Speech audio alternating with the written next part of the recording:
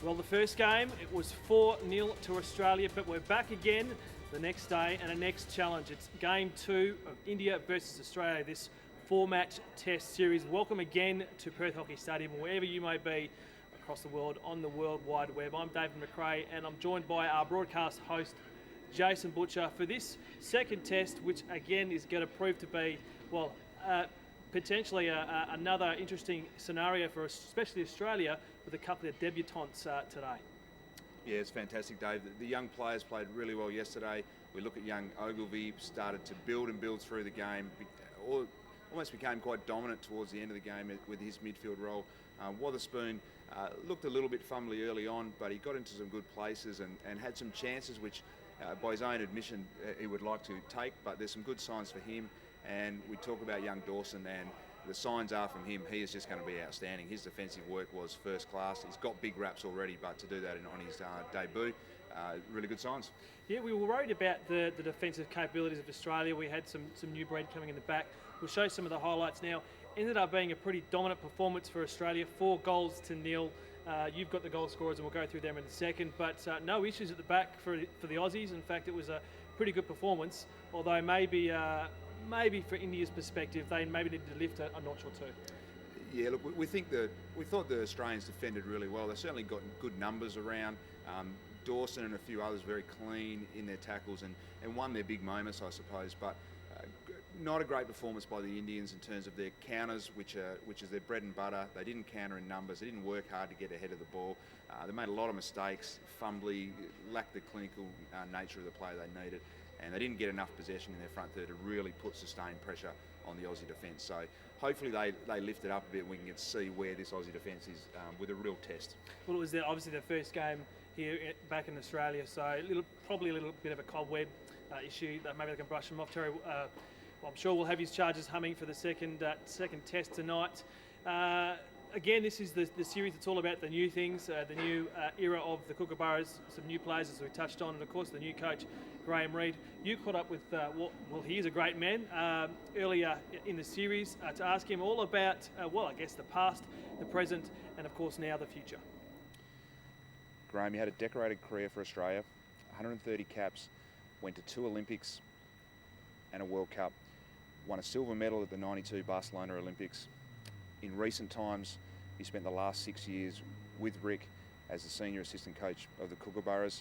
You've had a journey with your hockey that is interwoven into this great team. What does it mean to you to be appointed as the head coach of the Kookaburras? Yeah, look, it's a fantastic honour, to be honest. I think it's one of the things that as a coach you would have perhaps always dreamed that was going to be a possibility. I must admit, when I first started coaching, 25 years ago, I never really thought that it was going to be a possibility. But as things went on, and it's a bit like when you're playing, you get given opportunities, and you have to take those with both hands. And I've been lucky enough to be able to do that. And so it's going to be an exciting period, and I'm starting to get the right people around us, and I think it's going to be good. Yeah, look, it's very busy. You're right there.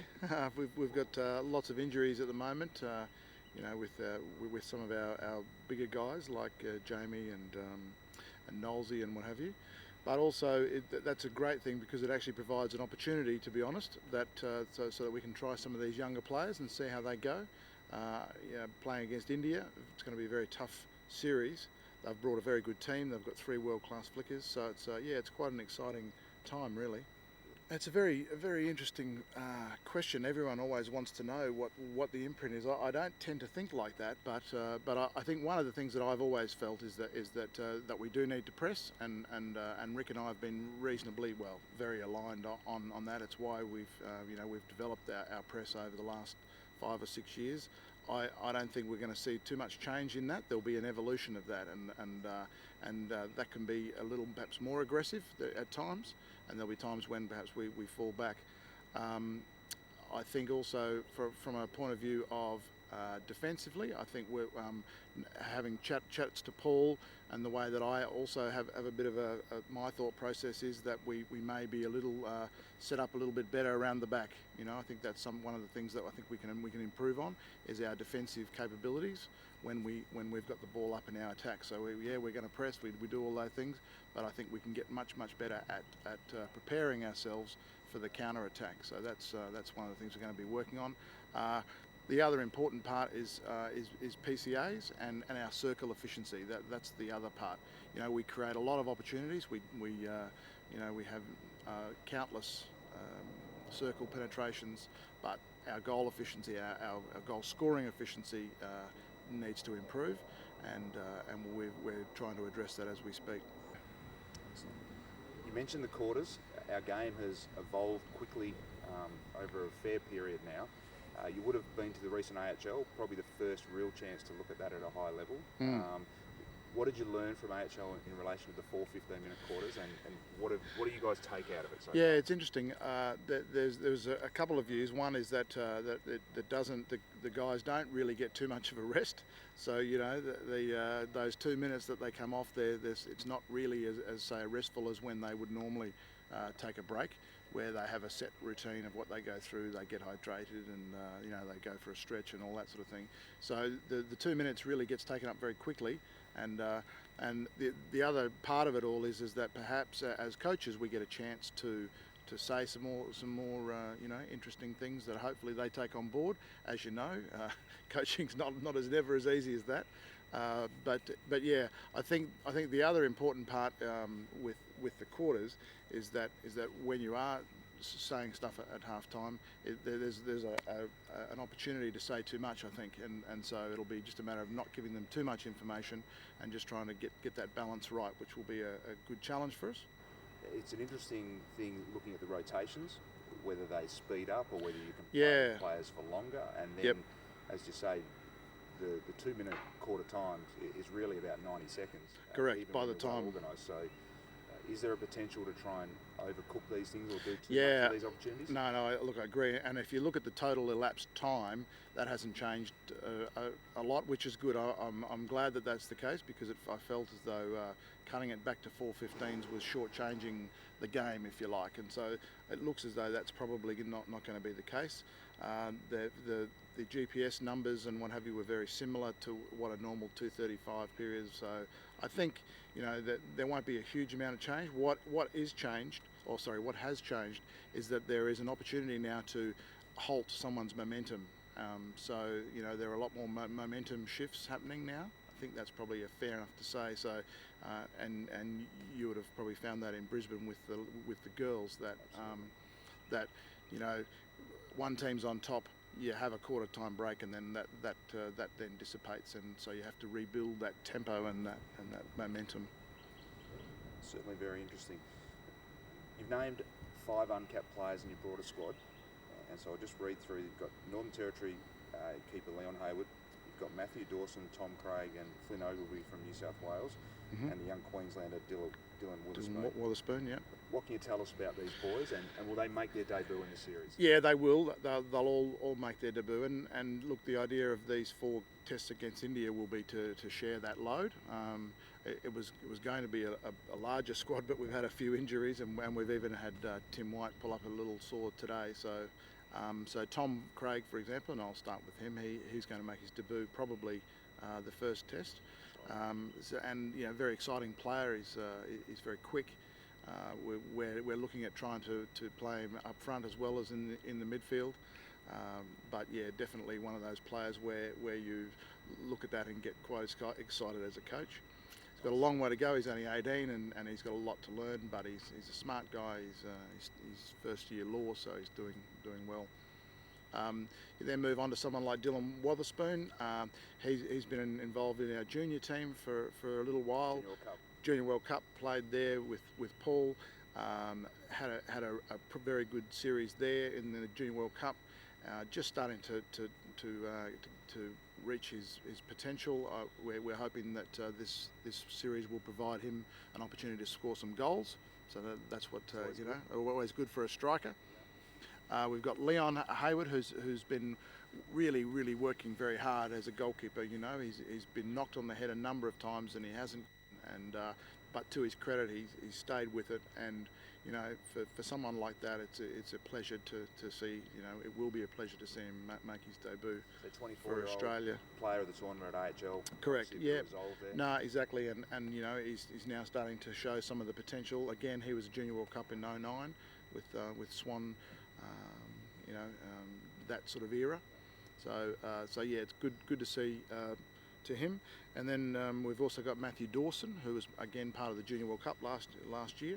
Played very well, very good, strong defender, can deliver the ball from all different parts. He's also got a flick, so someone like that is quite exciting to bring into your defensive group. And again, with some of our injuries that we've got, then it's nice to get a bit of youth coming in there. Have I missed anybody out? Flynn Ogilvie. And Flynn, yeah. Flynn's the other one who last year, again, Junior World Cup, played up front, plays a striking group. It was quite thin and a little fine guy. Now he's starting to put a little bit of bulk and he's starting to get stronger. He's stronger on the ball. So I'm looking forward to seeing how he can go. He actually played back in the midfield for New South this year. So we'll be playing him in sort of both roles during this period, and it'll be interesting to see how he steps up. Staying on the future, our recent Junior World Cup results were disappointing, a 5th place finish. If we look at a number of our senior players recently retiring, some quality players and a number of players in the twilights of their careers, where do you sit and how confident are you of where we go forward with our next generation? Are we in a transition phase, a regeneration phase? Or are those sort of things not part of the Kookaburra psyche? Yeah, look, I think if you look at Junior World Cup performances over the years, you would say that England probably should be 10th in the world. You know what I mean? They haven't done particularly well. So I think they look at things, the English that is, they look at things a little bit differently, and they tend to develop their players more at the 22 to 25 sort of age group. And I think that's one of the things that I've identified over these last few years is that whilst we've got people coming in through the junior part of the cycle, if you know the curve, but we've also got other people coming in from 23, 24, that type of era as well, who have had a chance to perhaps develop outside our group and back in the NTC programs, and that's why their programs are really still important, not only in the junior side, but in that 21 to 24 age group. And look, it's been a very competitive group, you know. So having someone like 18, a 19-year-old, an 18-year-old come in and make a debut, it hasn't happened for a long time. So you know, and some of these guys that weren't even old enough to be Junior World Cup. So yeah, that's. I'm not too concerned, to be honest. I think we have a lot of good talent that's coming through at various points. Good news for the fans. Yeah, absolutely. There's been a lot written about the one hiccup in the last 6 years, which is obviously the London Olympic Games. Bronze medal. One of the forgotten stories for mine is the late withdrawal of Desmond Abbott through injury. At the time, Desmond was World 11 player, at the peak of his powers. Did this hurt the Kookaburras' chances, and what impact did that have for you during that tournament? And if Des Abbott was healthy and fit right now, would you be giving him a call?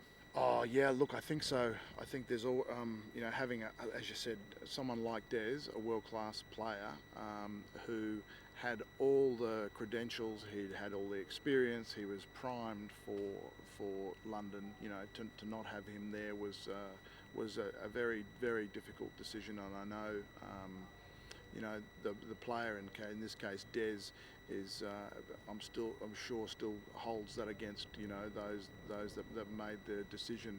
But it was a very thoughtful decision. We spent a lot of time with lots of different people, and unfortunately, that's sometimes the way that the call that has to be made. Rick still rates it the most difficult thing he's ever had to do in all his years of coaching. But I think hopefully Des will look back at his career.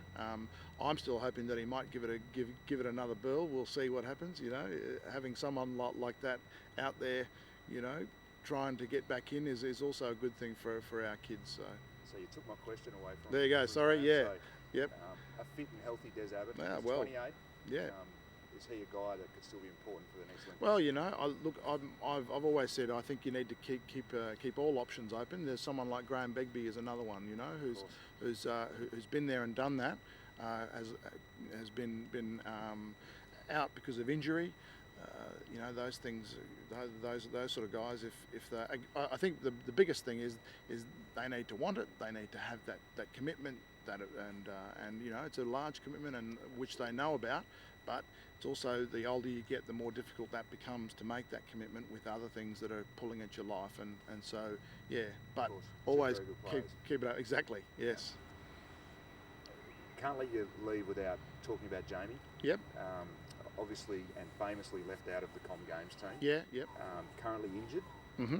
Where do you see his future? He's obviously at the twilight of his career, but from recent events, still has some very good hockey left in him. Absolutely. Well, you know, I think we all know where he is at present. At the moment, he's injured, but that's neither here nor there. I've made it very clear to Jamie that I would like to see him part of the squad moving forward. But he needs to do a fair few things during that period to show that he has that commitment, and he's aware of that, and he believes that he will be and can be committed. So and I suppose it's up to us now to work out how what that looks like, what that commitment looks like, and I'm sure going forward that he'll be making those decisions. As a final question, we know you're a busy man, so we're going to let you get back and get to the next thing. As a preeminent coach in Australian hockey, if you had one message for the aspiring Kookaburras all around our great country, what would be the one thing you would tell them? One thing, that's always a difficult one, isn't it? I think the biggest thing is keep learning. You know, and I'll use Rob Hammond as a very good example of it. In the last 2 years of his career, I think he probably learnt more, or as much as he did in his first 2 years of his career. And so someone like that who kept learning and was able to make another little step towards the end of his career is a perfect example, I think. So you need to be coachable, you need to listen, you're going to take things in from different people, and everyone always has something to offer, and I think that's an important part of continually improving. And so, yeah, I think that's a key part. Some fantastic insight there, Jace, from the new coach of the Kookaburras. One game down into his coaching career, and, well, a 4-0 result. You can't be happy with that. Well, it's interesting, the comments made from Coach Graham. Firstly, it's fantastic to interview him. Fantastic guy, really well spoken. So that was really a great insight for our viewers. He wasn't happy with the performance. We saw during the commentary that the first quarter he thought the basics were really down. Simon Orchard said that the boys got a bit of a roasting. We know from how they played they got better and better with that. But the big thing he's focusing on at the moment is what they do in their front third. He talks about forward efficiency, so obviously the outcomes and what the output is from the amount of possession opportunities they get in that area of the field. So he's looking for more in that area. Kookaburras coach is learning early. We always want more. So a great start from Graham Reid and his boys, though. Yeah, you've spoken about learning early. It's all about that progression now with him taking the reins. And we've touched on the broadcast, or you touched on in the game yesterday, that new breed coming through. There'll be some new debutantes tonight's game, we should say. We caught up with one potentially. We'll come back to that in a second. Tom Craig, he actually spoke to the media early in the week, and this is what he had to say. Oh, very much so. Like, not so much an opportunity for selection, but also just an opportunity to play with some of the best guys in the world and some of the guys that we've seen, on TV and whatnot coming all the way through. But yeah, playing quality opposition in India, and playing amongst the likes of guys like Simon Orchard and Eddie Ockenden. Yeah, it's awesome. Also, with selections, it's a good chance to kind of show what we can do for the upcoming Champions Trophy in December. So yeah, it's really good. How long have you been part of the squad? How many days or weeks or? So we've been pulled in pretty much immediately after our Australian Hockey League. So we've been here for probably about 2 weeks and training pretty flat chat, trying to get up to speed with all this. So yeah. You said it was intense. How much of a step up is it to compete with some of these great players? 2 weeks in, and I'm still trying to get a handle on it. Really, like the quality of the ball speed's impressive. Like the ball comes real flat, real sharp to you, and there's a bit of pressure because you're having to pass the ball to guys like Eddie and that sort of thing. So don't want to butcher it. So yeah. Excited? You're going to play Wednesday? Yeah. So debuting Wednesday, absolutely stoked. I got the folks coming over, and yeah, it should be good. Just looking forward to playing in front of a bit of a crowd and wearing the Aussie crest. So yeah. How long have you been dreaming of playing for Australia? I guess it's probably every kid's dream, isn't it? Starting probably 5 years of age, you know, you see these guys, watching them win gold in Athens was, you know, unbelievable. And from that, it's been a dream, yeah. That's where the dream started for you? I think so. 2004? Yeah, I think so. I actually was living in Holland at the time, and we beat the Dutch in the final. So yeah, no better place to witness that. Yeah. So that was Tom's very first official media engagement, and he did really, really well. For a bloke that's never actually fronted the camera or had any professional media training, he spoke fantastically well, and he's really, really looking forward to the challenge of playing in the green and gold. And he was literally starstruck. It's amazing, isn't it? We forget, you know, we're in this backyard, we see some of these Kookaburras and the coaches and this royal sort of family, I suppose, of hockey every day here in Perth. But these guys are superstars on the world stage, and you know, when these young guys come in, they do get a bit starstruck. It's quite exciting. Yeah, they touched on, you know, what is it like coming in from, because of course he had a pretty good AHL campaign. What's it like making that step up? And he'd been here for a couple of weeks, and he was still trying to play catch up, and he definitely was starstruck playing with the likes of his heroes, touching on the Athens Olympics, of course, and that gold medal that we cherish so much. But there is a story, actually, a bigger story on young Tom. He is so excited, and his family's so excited about his first game. But unfortunately, there's a bit of a hiccup. We've had word that unfortunately there's a passport issue with Tom. Turns out it's rather complicated. He was meant to play yesterday. Yeah, he was meant to play yesterday. It's a bit complicated, as I understand. So his parents, I think, are born in the islands. He was born in Sydney, but New Zealand passport. Strangely enough, he has a New Zealand passport. So unfortunately, that means that you can't play for Australia. So I believe the family and officials, etc., and even the government officials have been frantically trying to get him a passport. It's literally going to be down to the last second. There is a cut-off time. We might not know literally until the teams walk out. And may not play again today, 2 days. That's frustrating right. Times. So we'll know very shortly. We just put the word out downstairs. We'll know very shortly if he is playing. Hopefully when we do cross down there, he is. So we'll actually go through the teams again. We'll start with India, and there is the squad they've brought out. We don't know which two of those won't be playing, but that's their 20-man squad they've brought out, Jason. And there's some considerable talent in that side. I know that you're very big on a number of players, a number of names in there, almost royalty as far as India is concerned. The Bollywood. Yeah, look, it was disappointing, the whole Indian display yesterday. I think they will be disappointed with their performance. And we talked about Sardar Singh and how big he is in India and how important he is to Indian hockey. He was really down on his form yesterday, really struggled to have an impact. I thought SV Sunil, a guy that I really love playing really quick, I thought he had a bit of an impact. And there was a few others across the board who tried to stand up and get things running, but overall, as a group, I think they'll be really disappointed and be looking to have a much bigger impact today. Yeah, I'm sure that they've come together and had a good training session today. I did actually see them out on the park earlier today, or on the pitch earlier today, and they were being put through their paces. It's not as hot today. I don't know if that's going to assist them, especially only being in the country for a week and a bit. But I'm sure they're going to play hard, and I think we'll find a much tighter game tonight. Let's have a look at the Aussie team. This is the team that's been named today. Again, we're not entirely sure about Tom's position. We'll know very, very shortly whether he's actually going to play. But that's the team that's been named. And, well, the first test, really surprising some of these youngsters. Were, as you mentioned, really surprised with especially those defensive efforts down back. Yeah, and I think if you look through that, one of the exciting things for me tonight is the debut of Leon Hayward. NTIS boy, I spent a bit of time up there and have done some work with him. Fantastic kid, went to the 2009 Junior World Cup. He was the number one keeper in that Junior World Cup, and he's really had to just keep chipping away and persevere and had to show some real resolve to work to get to this opportunity 5 years later. So pretty exciting night for him and his family tonight, and we look forward to that one. And just a reminder to all those folks out there, this series is being played with the new rules that are going to be in place for the Champions Trophy. That means there's 4 15-minute quarters, a bit of a strange thing from a hockey purist. I'm still trying to get used to it, but 4 15-minute quarters. So each quarter break is 2 minutes, and of course the normal 10-minute halves. Luckily though, as Graham touched on in his interview, it hasn't appeared to actually affect the amount of hockey out there, but still an interesting, well, you've coached it actually, you coached it in the AHL, still an interesting development for hockey. Yeah, Dave, I don't think we fully know what it's going to do to hockey. As you would have seen from the game last night, it hasn't changed the game. The thoughts were that potentially you could play your best players on the pitch for longer, and that might change how we've looked at rotations over the last period.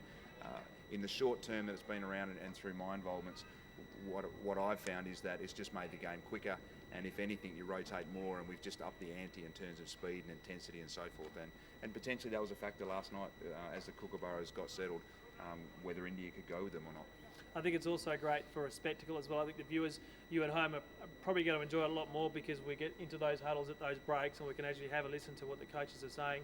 But today we had Simon Orchard yesterday join us. He was fantastic. He was fantastic. Absolutely fantastic. We've upped the ante today. We've actually got the skipper of the Kookaburras, named last week the Kookaburra of the Year, Mark Knowles. He's going to be joining you in the box, and we're going to be talking to him as also at halftime. He's going to tell us all about the last 12 months or so in Kookaburras colours, and obviously those fantastic achievements they've had at the World Cup and at the Commonwealth Games. And he's also going to touch on the preparation for the Champions Trophy. But right now, I think it's time for game time, mate. So we might cross down to the pitch and just take in the pre-match goings on.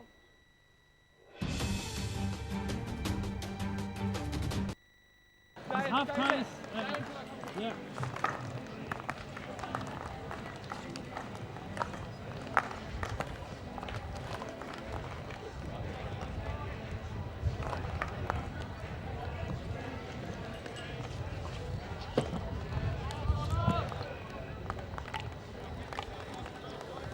We are live here at the Perth Hockey Stadium.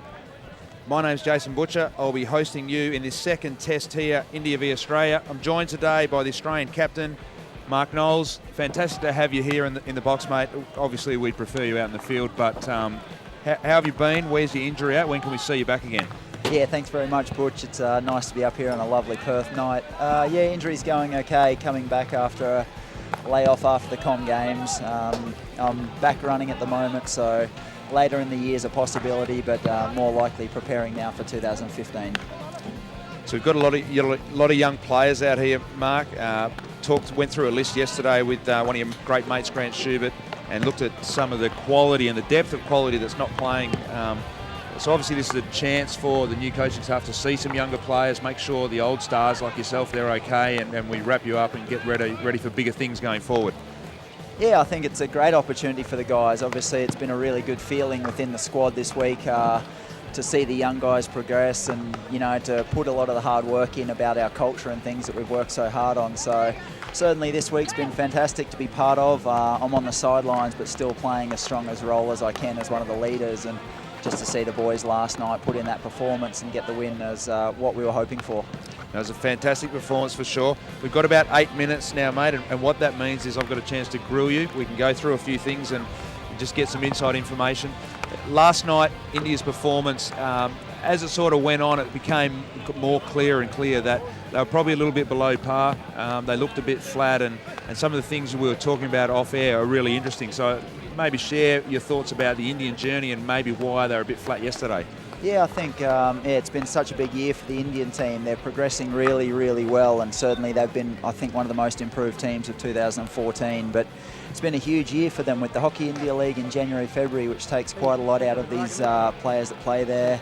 They went to a tournament in April, then they played at the World Cup in June, a couple of weeks off before the Commonwealth Games in July, and then a couple of weeks off before the Asian Games, which was such a focus for them to try and qualify, which they did for the Olympics in Rio. And I know as a player that, you know, as years go by, they get longer and longer and harder with what's expected of us as players. And I just felt the Indian team may have just struggled to grab the Aussies' pace last night.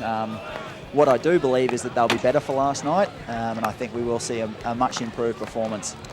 So there's been a lot of talk in the media, and certainly when I interviewed Terry Walsh the other day, he was really upbeat and really confident about the progress that his group had made, and he had a bit of a twinkle in his eye, actually. He looked really, really confident about where they're headed, and I think seeing them play like that was disappointing last night. We hope they can get their energy back and play well over this series. Regardless of where we go in this week, depending on sort of how they've come in, What is your real feel about the Indian team and where they're at now? How close are they? What do you think? Oh, I think the biggest problem, which most people would agree with, is that the Indian teams just lack that consistency on a day-to-day basis.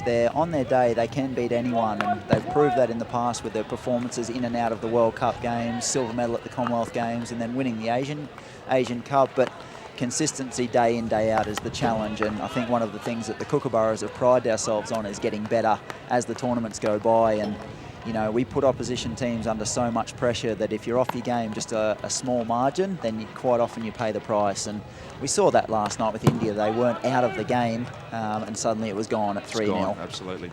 So that's a big challenge for them to try and stick with the Kookaburras here, who are very young, very youthful, very enthusiastic, and most of these guys are really trying to prove a point before the Champions Trophy team selection.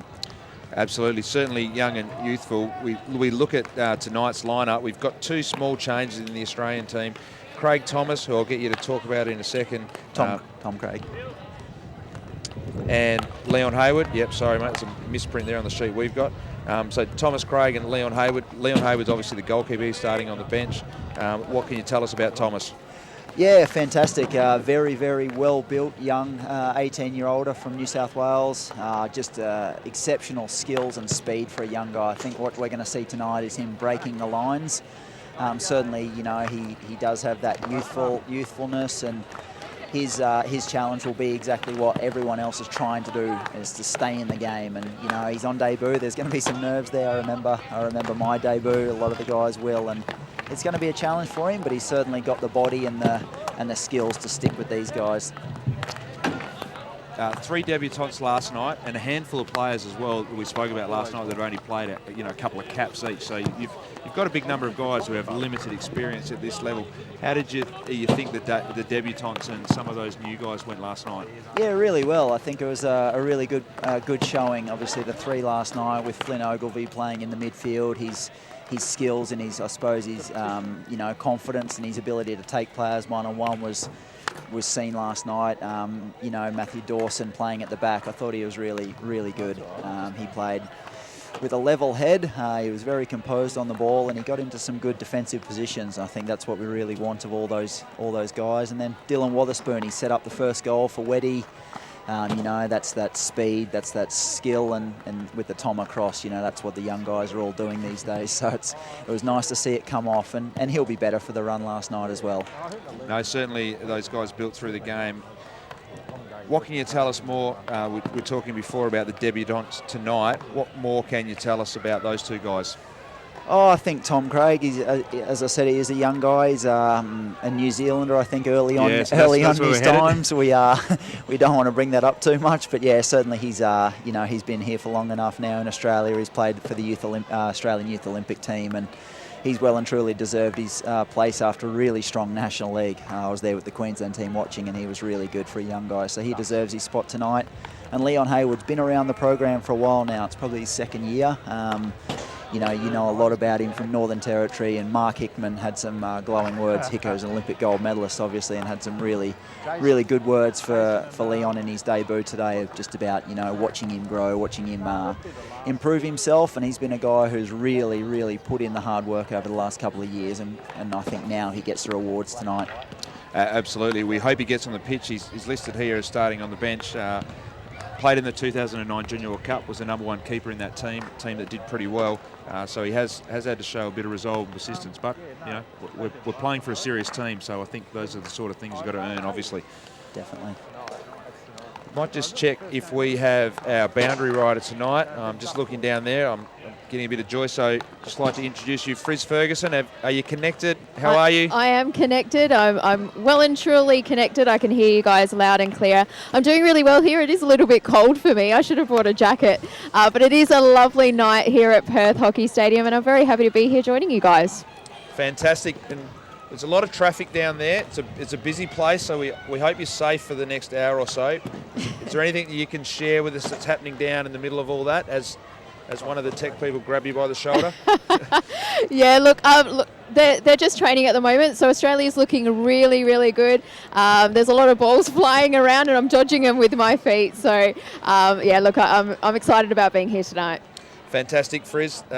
We will be tuning in and getting your thoughts and the insight information from down there as the call goes on. So we look forward to that. We're about a minute 20 away. So what's your prediction tonight, Mark Knowles? I think it's going to be a little bit closer than last night. I think both teams will definitely be better in their skill level for last night's hit out. Probably a few less debutants for the Aussies. So I suppose we look for a more composed performance from our boys. What we know we're going to get from Australia and the Kookaburras is that relentless pressure. You know, we've prided ourselves on that for a long period of time, and the Indians know that, so I think they'll be better prepared tonight. I think what India will be looking for is their leaders to stand up. Sardar Singh is one of the best players in the world. You know, Srijeth in the goal is a quality player, and then they know that if they can win some penalty corners with Raghunath and those guys up there, they can really put the Aussies under some pressure. So I expect a really good game tonight. No, definitely Sardar Singh, one of the best players in the world. He was symbolic of their fatigue or their flatness last night. He didn't push forward, didn't seem really as interested as you would expect from a player of such quality. So hopefully for the viewers and ladies and gentlemen, welcome out as we chime into Shane Tonkin, and he's just broken that up. Oh, they can, I guess. Not happy with that, Tonk, so we'll just see how that one plays out so we don't talk over the top of him. Here we go. Ladies and gentlemen, welcome out to the Perth Hockey Stadium for this Game 2 from your home Kookaburras against our friends from India. Last night we saw the Kookaburras come home with a 4-0 win, and tonight they take on India again in Game 2. Game 3 and 4 is Saturday and Sunday right here at Perth Hockey Stadium. Games start at 7 p.m. We have live streaming on the Hockey Australia YouTube channel. Tonight you'll see 4 15-minute quarters, which is FIH major event rules, and you'll also see the stick used above the head. We have full bar and canteen facilities. We have these great Kookaburra caps for sale near the front gate, and we also have the World Cup and the Champions trophies up in the bar area, and you can come along and take a selfie. We have autographs after the game down the scoreboard end of the field, and we also, directly after the game, the Kookaburras will take on India in a penalty shootout. We have 2 debutants tonight for the Kookaburras playing their very first game for Australia. Our first tonight, his Kookaburra number is 407. It's from New South Wales, and his parents are here tonight. It's a big day. Let's hear it for Tom Craig.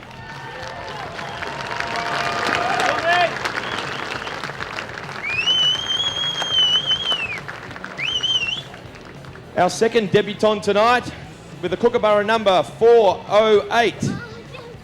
He is the brother of Jeremy Haywood. It's the 19th set of brothers to play for the Kookaburras from Northern Territory. Please welcome Leon Haywood.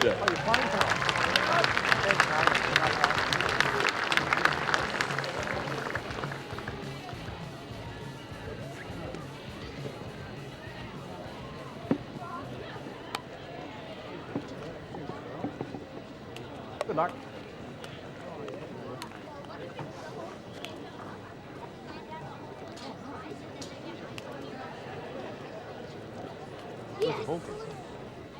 Hey mate, well done. Enjoy it. Hey.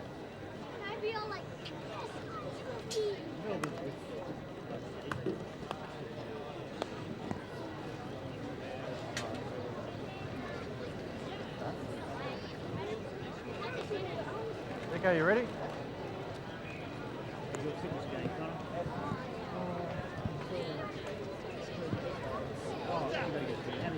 Ladies and gentlemen, please put your hands together for the umpires, the ball kids, your very own Kookaburras and our friends from India. Very excited young kids as our mascots as they walk out on the field.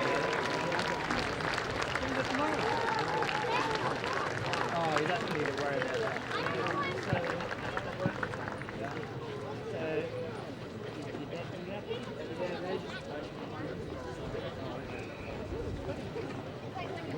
We're here.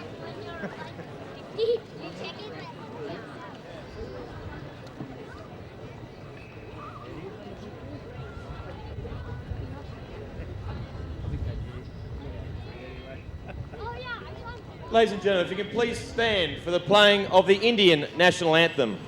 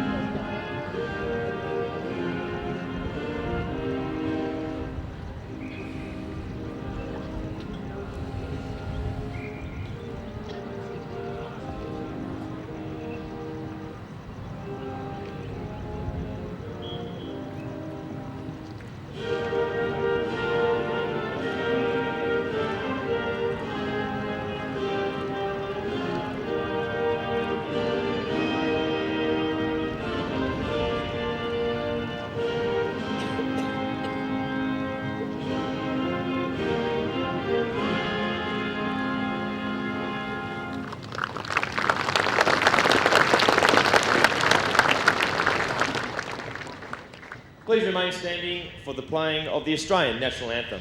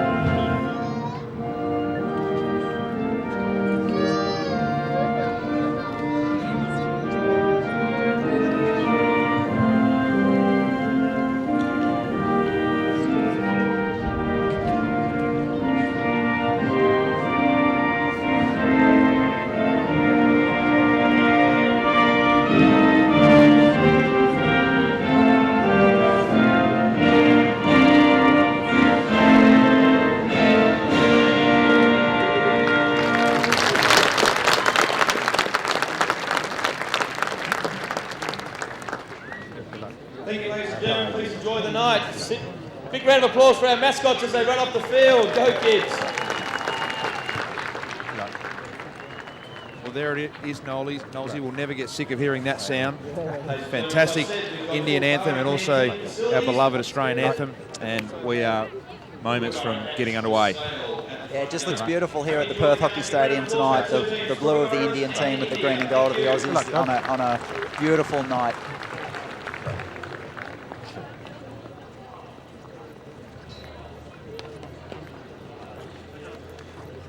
So a few little changes or things we didn't mention come into the game. Harjit Singh starting today, so that's a big change. Obviously, number 2 keeper in general, so big opportunity for him. Satbar Singh comes in, and also Lalit Upadhyay, so 2 players coming in. Few changes for India, and we've spoken about the Australians before, so not massive changes, reasonably settled, but a few new faces into the mix in this series. Yeah, there is, and the Indian guys, what I see with the Indian inclusions of Satbir and Lalit is that they'll bring a lot of energy. They're very youthful, a lot of speed, a lot of energy in the press, and maybe that's going to lift the tempo of that Indian team from last night. They say speed never has a bad day. I said that yesterday, but if you don't use it, it's not there, it doesn't exist. So we'll see how we start. We're moments away. We're looking forward to a resurgent India. Need much more energy. We'll see if the Australians can settle earlier and whether they can impose themselves on the Indian team for a longer period during this match.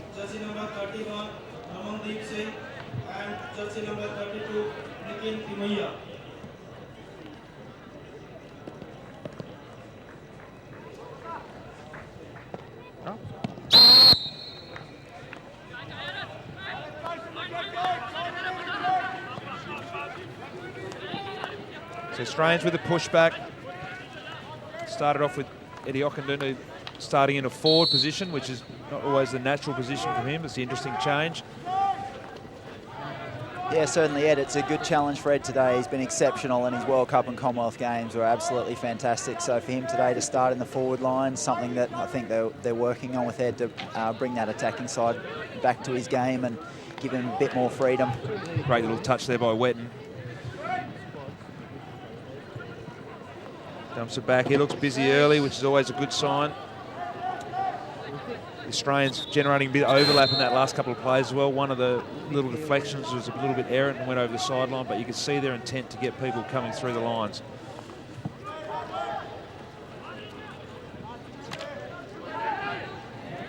That's a good steal in midfield there. It's Kyle Brown, you know, doing what he does so well, making contests, getting involved, and really good start from the Aussies here. Well, we spoke about this yesterday, Knowlesy, just the looseness in the defensive sort of circle area, just allowing the receive there. The Indian defenders just maybe a metre off where they need to be or not getting in front where they need to be.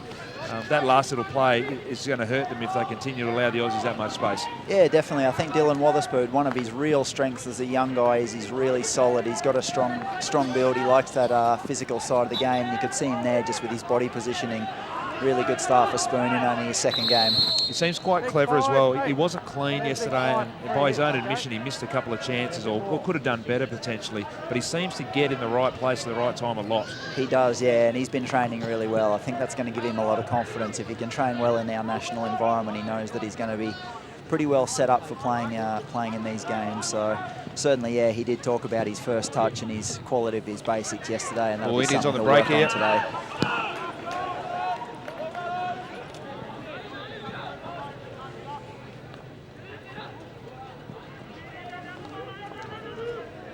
One of the things Graham Reid spoke about the other day when we interviewed him was he wanted to tighten up your defence, improve the counter control. Or just about to see Sada run off then. One of the things we noticed when the Aussies press early in the game is that your free defender is very deep. Is that a changed plan, or is it just how the game's sort of folding out at the moment? Oh, I think it goes a little bit with the aerial power that India provide. With Raghunath and some of their big tall guys at the back with their ability to throw that 50, 60 metre aerial, we need to be very careful with keeping our defender back and creating always that extra number. So maybe a couple of times yesterday we did get caught on the break, and probably talking about that in our debrief this morning with the Aussie guys, it was something that they want to work on. So we have seen that already in the start, and we probably will see that a little bit more today, that defensive structure. And really good play there, Flynn Ogilvie. That's what he brings with the little 3Ds and skills. So it's a good first touch by Witherspoon early too. So already he's got some cleaner and much stronger sort of purchase on his receives. We see, I think as Sunil has pushed that forward. A bit of a break here for the Indians. They haven't really struggled to get penetration with these counters yesterday, and yet they get to see them get held up again. Yeah, and I think one of the things with India is they go so fast, so some of the guys following up from midfield can't always keep up. I think what we just saw then, it was a really good change for them, was Manpreet getting forward. Such a skillful, such a tricky player, but he needs to get more involved, and for that linkage for Sunil and Manpreet, that's going to be something that's going to be a key for the Indian team.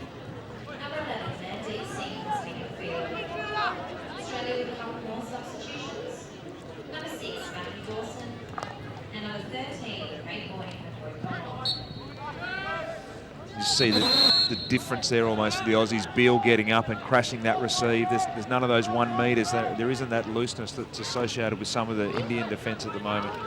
It's good to see Sadar get an early touch, knocks that back out.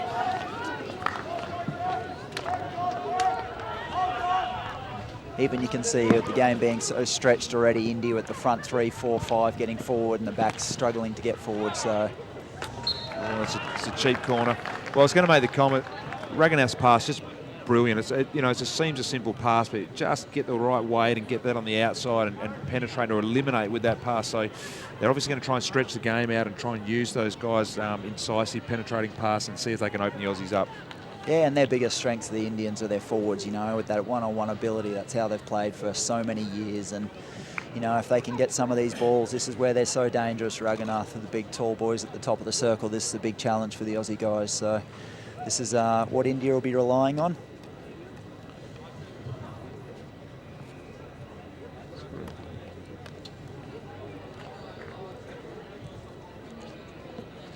Interesting setup here.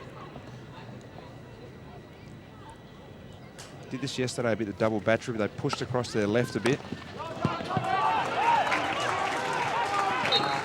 It's great running there by Matthew Willis. It might have just got him on the shin pad. Grimesy on the halfway line here. He's in a really good position there to see that. So it's a good line, very brave. Really brave. Those yep. guys are important, aren't they? We think we put that down as just a simple run out, but in today's hockey, that's a vital role. It certainly is, yeah. Corners are such a vital part, and you know the first runners, they played a pivotal role. But again, we've seen big Raghunath, number 12, at the top of the circle here with a lot of power and a lot of deception. So I'd say they'll go to him again. Yeah, so they've stretched back out to a single battery here, so just a subtle change. It's got him again. Really good running there inside the obviously inside the 5 metre zone. Hit him above the shin pad, so he gets the free hit there. So what do you take from those two battery setups? It looks like a double battery sort of pushed to the left, but it wasn't really a double battery. They wanted to go into the centre, and the second time they didn't even bother. So. Yeah, I think it's a hard one, because if you have two people there who can genuinely flick the ball at goal, then it's fine. But they didn't have the double power available, and I think it wasn't much of a sell for the Aussie first runner there. But again, Matthew Willis, fantastic job to get out quickly and get a good line. Interesting receive from Matt Godas, just that indoor receive, and then he wasn't mobile, couldn't get his head off the ball, and just got picked up there. So that's a thing in his game maybe he needs to address, and he won't be happy with that.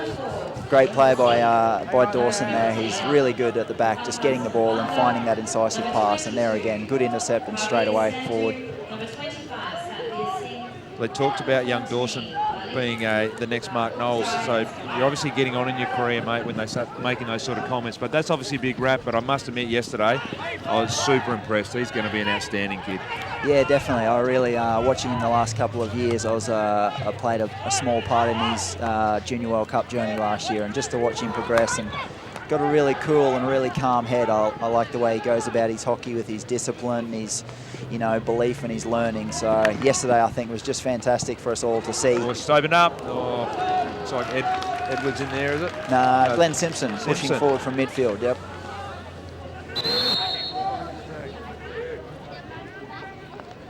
Good play by Wetton down the flank there, just to cut in and.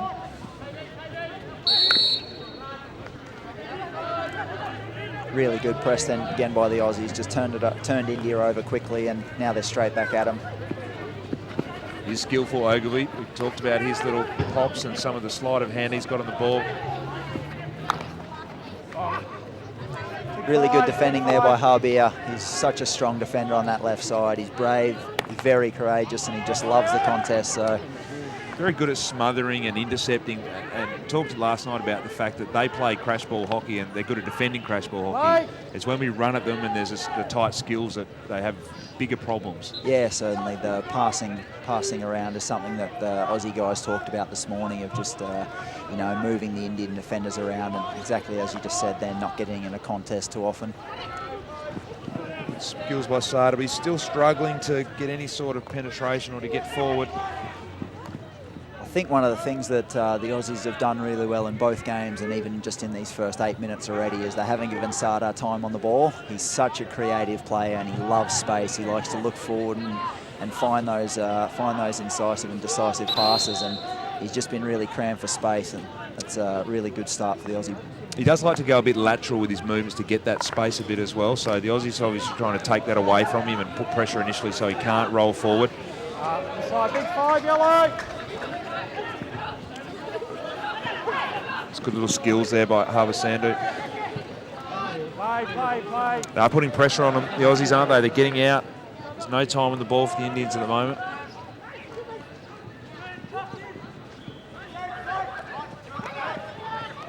That's good play by Manpreet. That's what he does. He's tricky. He's really skillful. He loves the ball on his stick. Witherspoon probably got led to that a bit, didn't he? Came in on the wrong angle, just left his player, so it allowed him to just escape out of that little pocket press. Yeah, just not quite there in time. I think, for Dylan there, he's just got to pick his times really wisely, especially against the tricky guys. So I think the aim is good, but he just pick his time a little better.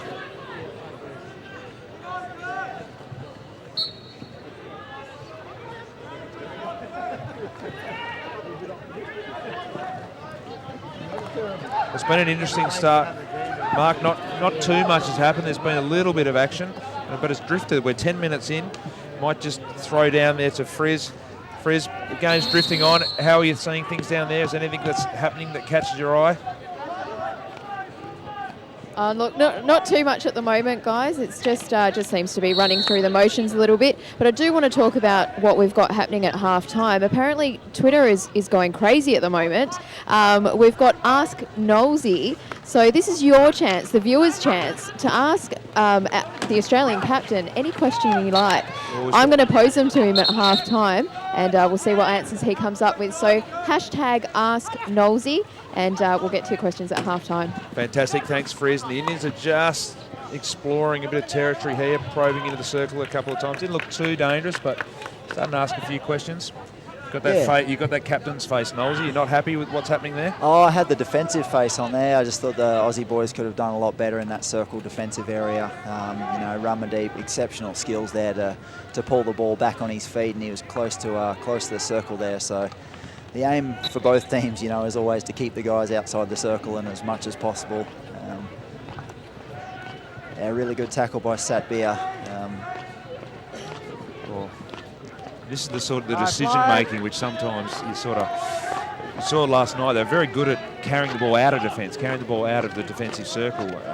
Talked about hard and mouse type stuff, but not necessarily good decision making out of the back by the Indians. No, that there wasn't a time to run the ball, definitely. And it's also the type of drag inside on the forehand. Good hands. Looking for that foot.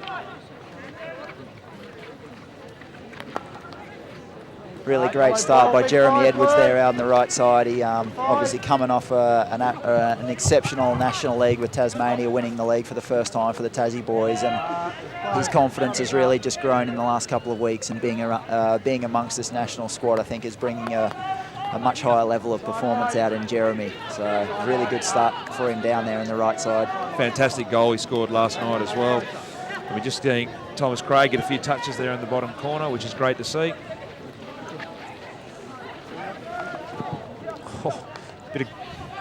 Bit of candy sold there in the corner, and then we'll just knock the ball back on our reverse cross top of the circle.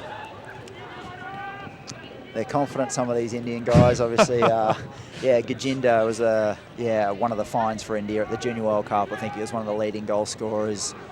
Huge guy with his reach and his passing skills, and that was just there, a 21-year-old guy showing a lot of confidence in his own ability there. It's an interesting one, isn't it? We don't want to take flair out of young players and players that have that great skill, but it's the balance of percentages. In a game where not a lot of goals are scored. Oh, Tom Craig saw he saw the lights then. He exploded, but just got picked off. So in a game where not a lot of goals are scored, percentages are important, so I'm not sure I'm happy with that last bit of play. No, I agree there.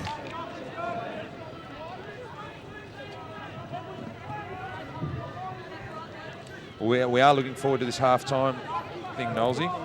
Yeah, it should be great. I think it's something that the Aussie viewers and viewers from all around the world can get involved in. I'm a hockey lover. I enjoy, speaking to people and being involved in our sport, and this is, another way that we can help promote the game even more.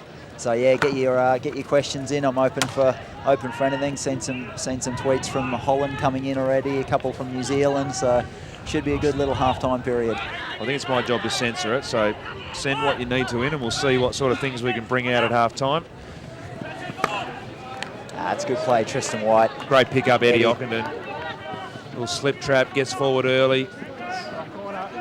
He's had a few good touches or involvements in the last minute or so.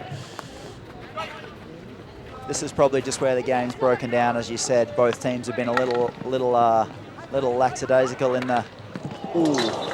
Just as I say that, a wonderful squeeze by Matt Godis. So that's what we want out of those Aussie strikers. Fantastic skill. But both teams seem to be burying themselves in the corner a little bit as well. Obviously what they're getting against their defence, but probably need to open the game up a bit, try and get the ball to the help side. Yeah, a bit more play for the centre halves. I think on both teams can get some more ball, something that Aaron Zalewski's so good at. He's a real strong personality in the middle, and with Glenn Simpson now we have two really fantastic, ball handlers and ball runners as well. So those guys really need to try and impose themselves in the game a little bit more. So there's that drop zone again. You're talking about controlling Jeremy Hayward, the free defender. I'm not sure if we got that on TV, but very deep. Just more worried about protecting that long ball stuff and versus the free defender getting up and supporting the midfield. Yeah, big last 25 seconds here as well for both teams. Aussies obviously just coughed that up really cheaply. Poor error. Give the Indians a sniff at the end of the quarter. Could be danger here.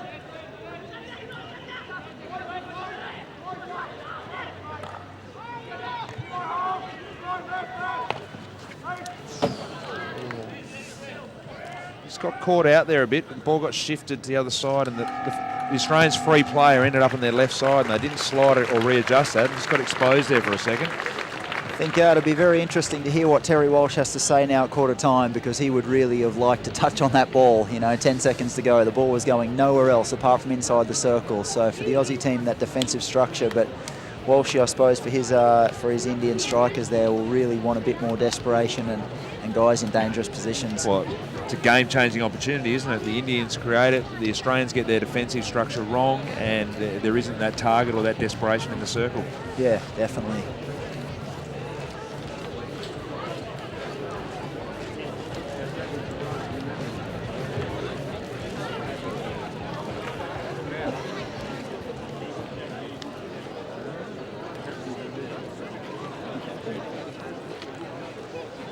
We're just looking down in the huddles, and as you say, there'll be some words from Terry Walsh. I think Terry will be happy. I mean, obviously a neutral platform for the rest of the game, but the Indians have had a bit more spark. There hasn't been much in the game, and I think the Australians have had better opportunities, but they seem to be bringing a better standard and a better level of energy to the start of this game. Yeah, certainly, I think. Let's hold the Here we ball go. in the front half for a little while. Keep the ball. Possess the ball. Yeah?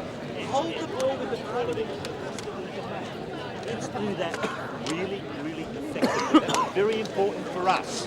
Take the tempo out of their game and provide us with some assurity and confidence.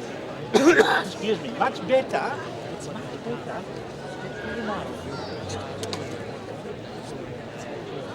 It's really, really good. Come on, Ian. Next quarter, yeah, same line. Well, not sure how Friz found herself in there, but some really, really interesting insights. You asked the question, you wanted to know what Terry Walsh was talking, and that's exactly what Friz Ferguson has provided to the viewers.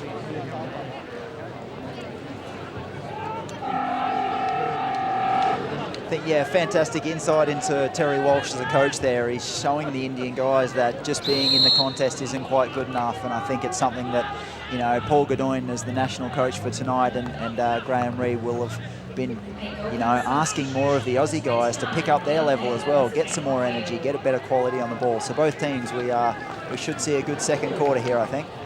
Fantastic pick there. And the real exciting news for certainly one young lad is that Leon Hayward has just entered the pitch and is just making his debut for the Australian Kookaburras. So hope he gets a few touches, but not anything that's too difficult to deal with early on. Hopefully a few saves. Yeah, a few saves, that's what we're after. That's it. But I think fantastic obviously for Jeremy and Leon to be able to play together international for Australia, and for Leon's parents to be here watching tonight. It's Ali and Brad. Yeah, special moment for the family. It's good pressure skills there from young Witherspoon as well. He's really chasing hard. We watched him last night. He's blowing a few times, so maybe a little less nervous energy tonight. Yeah, and it was really good to talk to the guys on debut last night. They did say just how quick the game was, and we've come from our National Hockey League, which is of good level, but nothing like the level that they played at last night. Just the speed, the tempo, and the quality of players from both teams. They are giving Sardar Singh a hard time, aren't they? Just closing off options, really trying to smother and choke his influence on the game.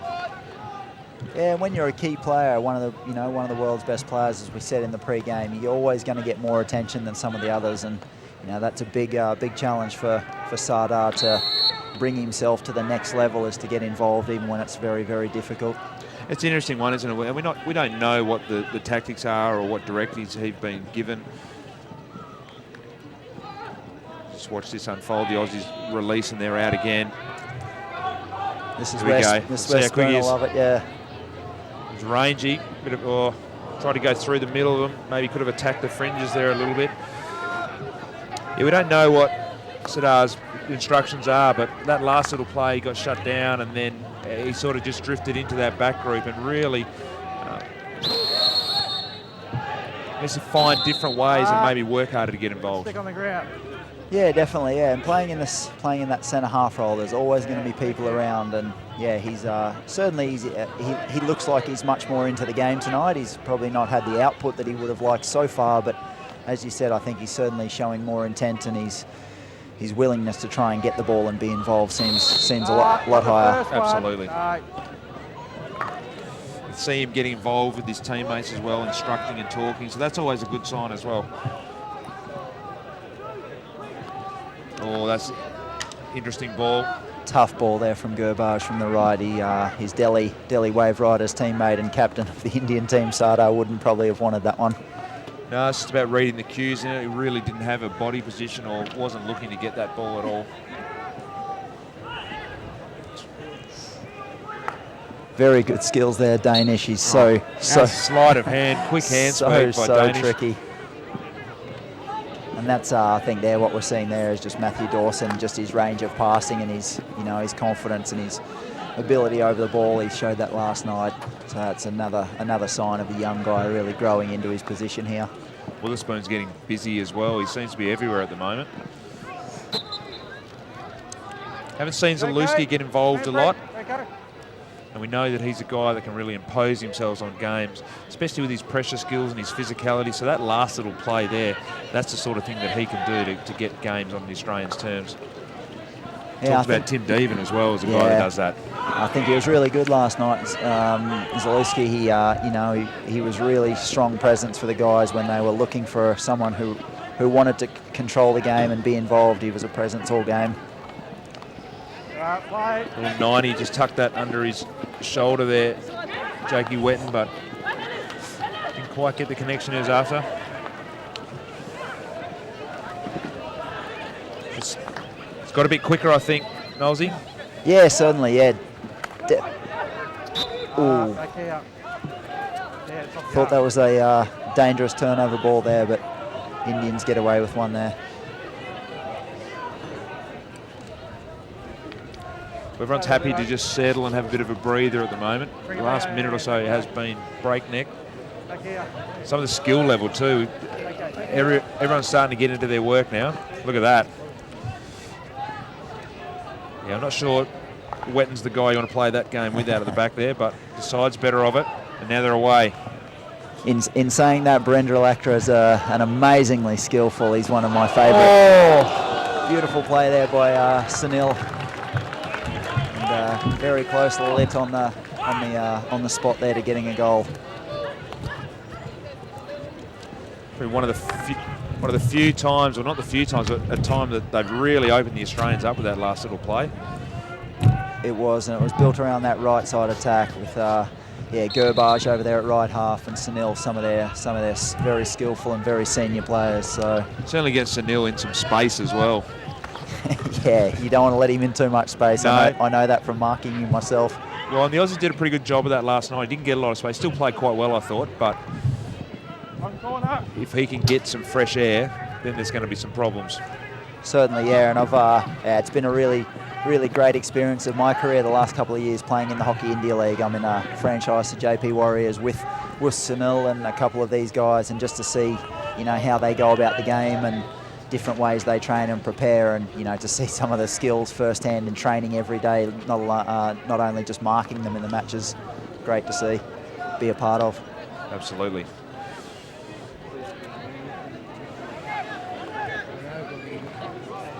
No, he stopped it. He stopped it. Aussies probably got away with that one there. That'll be Paul Godoyne. He'll be very disappointed with the setup there from the Aussie defenders. Ball was just too easy to get out, and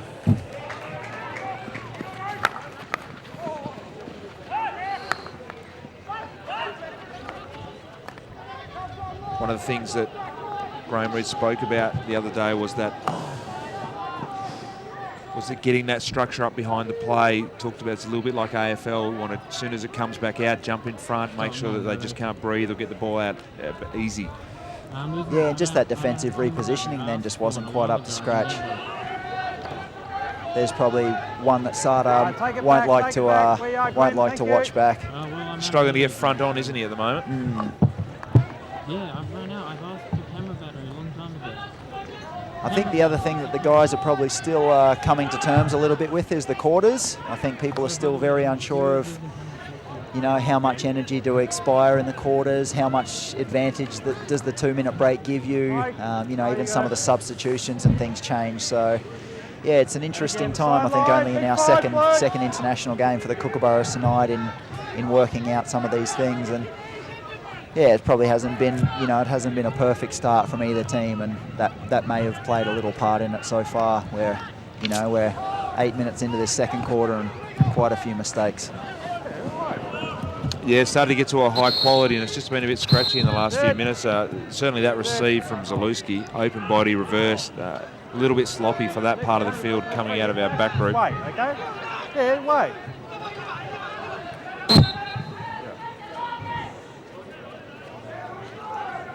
Aaron Zalewski just with just a small late tackle there. He probably, you know, just paid a little bit for that bad first touch with a green card now in 2 minutes. So we'll see if this opens it up at all. We had an interesting situation last night with a 10-minute yellow card, and in the end, the Australians scored a shorthand goal. So we'll see if they fare a little bit better this time.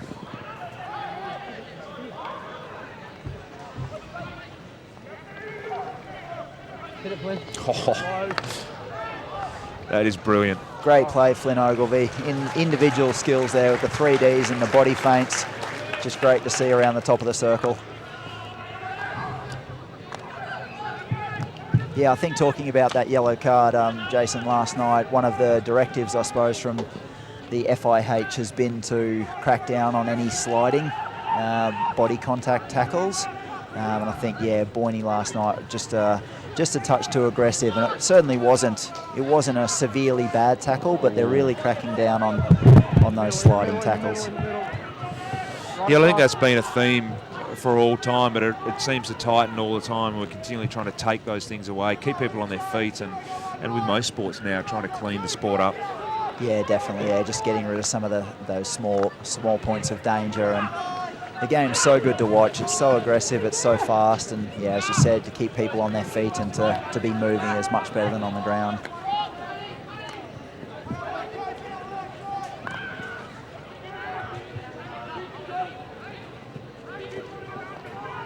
Oh, there's Gerbage here at right half, getting forward.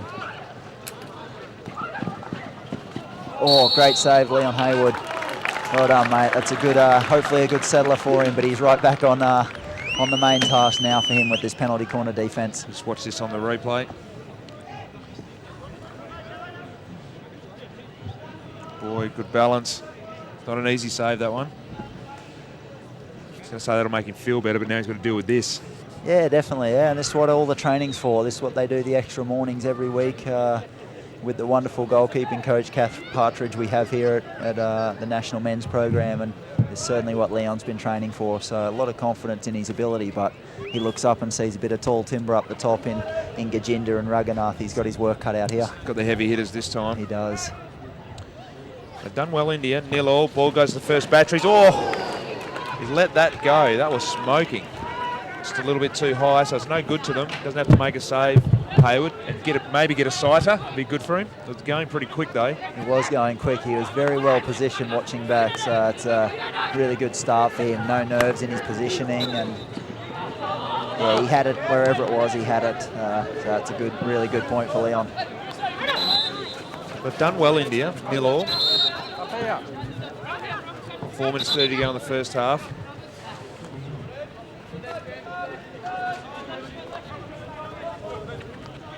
Sadada.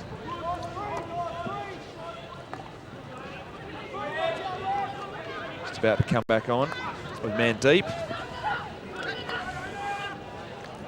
That's good play, Glenn Simpson, centre of midfield. We talked before, Jason, about the midfield transfers. It's a great pickup by young Ogilvie as well. Just breaking down, coming to their front third. Kookaburras been talking about their front third efficiency, and I think that's going to be a discussion point at half-time again. Really struggled as they've gone into that area of the field tonight. Tackled Jeremy Hayward. Jeremy. So strong. Yeah, looked in. The midfield transfer is probably on. They need to keep trying to get the ball to the other side of the field and open it up. again, we made the mention, they're just burying themselves in the corner at the moment, making life very hard for themselves. I think the really good part about that play was the positioning of Glenn Simpson there as centre half. That's exactly the holding position that you would want. And as you said, he was on. Just got to use it. Yeah, just use it and just keep getting there. Sometimes they miss it, but... No, leave him alone. In the middle. Okay. Over here. See if we get a replay on that. Okay. Over here. Grimes is not happy. Okay. No. Can only assume there's a bit of argy-bargy off the ball. Yeah, a little bit at the top of the circle there. Matt Godis, he loves that contest, and yeah, Barendra Lakra, he's not gonna shy away from it either. So it was really, yeah, good contest. But there's Grimesy, you know, putting his own, I suppose, stamp and his official stance on the game. And Ramadip misses that trap in the corner. With the full press up, the Indians. Easy regain, looking to the help side, but got no support. So they're going to be forced to come back through these Australian numbers. Probably just lacking a few outletting options, I think, for Australia there. You saw Jeremy Hayward, Jeremy Edwards, sorry, with a relieving ball, but certainly as the midfielders and, you know, for the back guys, they need to provide some more options there. And Paul Godoyne's such an amazing midfield player for Australia for so long. He'll be talking to the midfielders there about wanting the ball all the time, and that was one, I think, where the boys probably just let themselves down a little bit and just made Jezza just cough it up a bit too easy without giving him an option. There's that crash ball. Oh! One of the things we'll see from that deflection as that came in, the upright deflection, the little touch, one of the things the Indians are so great at. Yeah, this is just classic Upright, Indian play. Beautiful touch by Sunil, just offline. Great drag. Willis looks to the outside. Goda's got a one-on-one. He's got a bit of space. The defence has been separated, but gets held up. Sim's going to knock that out. Hayward's starting to get a little bit more ball, which is fantastic. Such a strong player. Great defensive player. Really good with the ball as well. Need that for that, for your camera. Okay, yeah, this one, yeah. Come on, put it in your camera, come on. Fantastic trap. Great trap, Matt Godis and Willis there at right half. And that's that point, isn't it? They get to the back line there and just don't seem to be able to find those options they're looking for. Or almost too predictable. That 90 pass, the Indians are sweating off it. Wasn't really on. Yeah, really strong point for the guys with our new attacking coach, Nathan Eglinton, a fantastic player for Australia for a long period of time, Olympic gold medalist from 2004, come on as an attacking coach for the Kookaburras and working a lot on those positions in the circle and outcomes in the circle. So he'll probably just at the pause there, Tom Craig on his debut. That's what we're going to see from him more and more. Those driving runs. Oh. Jeremy Edwards got one for his troubles there. The Kookaburras seem to be getting the ball back into the corridor a little bit more in their front half. So that centre half or that defensive midfielder type position, which is allowing them, they're not necessarily going. Oh, that's it, 1-0. What a finish to the half. 4 seconds to go. The Indians will be really disappointed there. Leading. Circle free hit, but a great finish. Great Dylan little Wallace-Spoon redirect. in front. Yeah. Simple little one touch. We'll watch the replay here. Yeah, got to wait for 40 seconds, guys, and then just knock it back. Rockhampton boy Matthew Godis, I have to give him a rap there. We grew up together. Jamie Dwyer, myself and Matty from Rockhampton, so I love seeing him score. Oh, thanks. Good to see Hayward on the help side post there as well. The far side post just sitting in there, so getting forward. He must have known there was only 3 seconds because he probably get a headache going up that high, Jeremy. Well, he got up there a couple of times last night as well, so I'm sure of the ins and outs of that, but it's a fluent game now, we know that, so that's all above board. Well, that's going to really hurt India. They played so well, created some chances. Just moments ago, we saw Sunil with that upright deflection just not quite take that. It could have been 1-0 the other way, and now they've got their work cut out for it. Just trying to hold that belief, isn't it? It is, yeah, and it's a big challenge for the Indian guys playing against such a polished Kookaburras team, an aggressive team. They would have loved to have gone in at half time and probably, quite rightly could have deserved that 0-0, but that shows that, staying on task all the time. So look forward to a really good second half.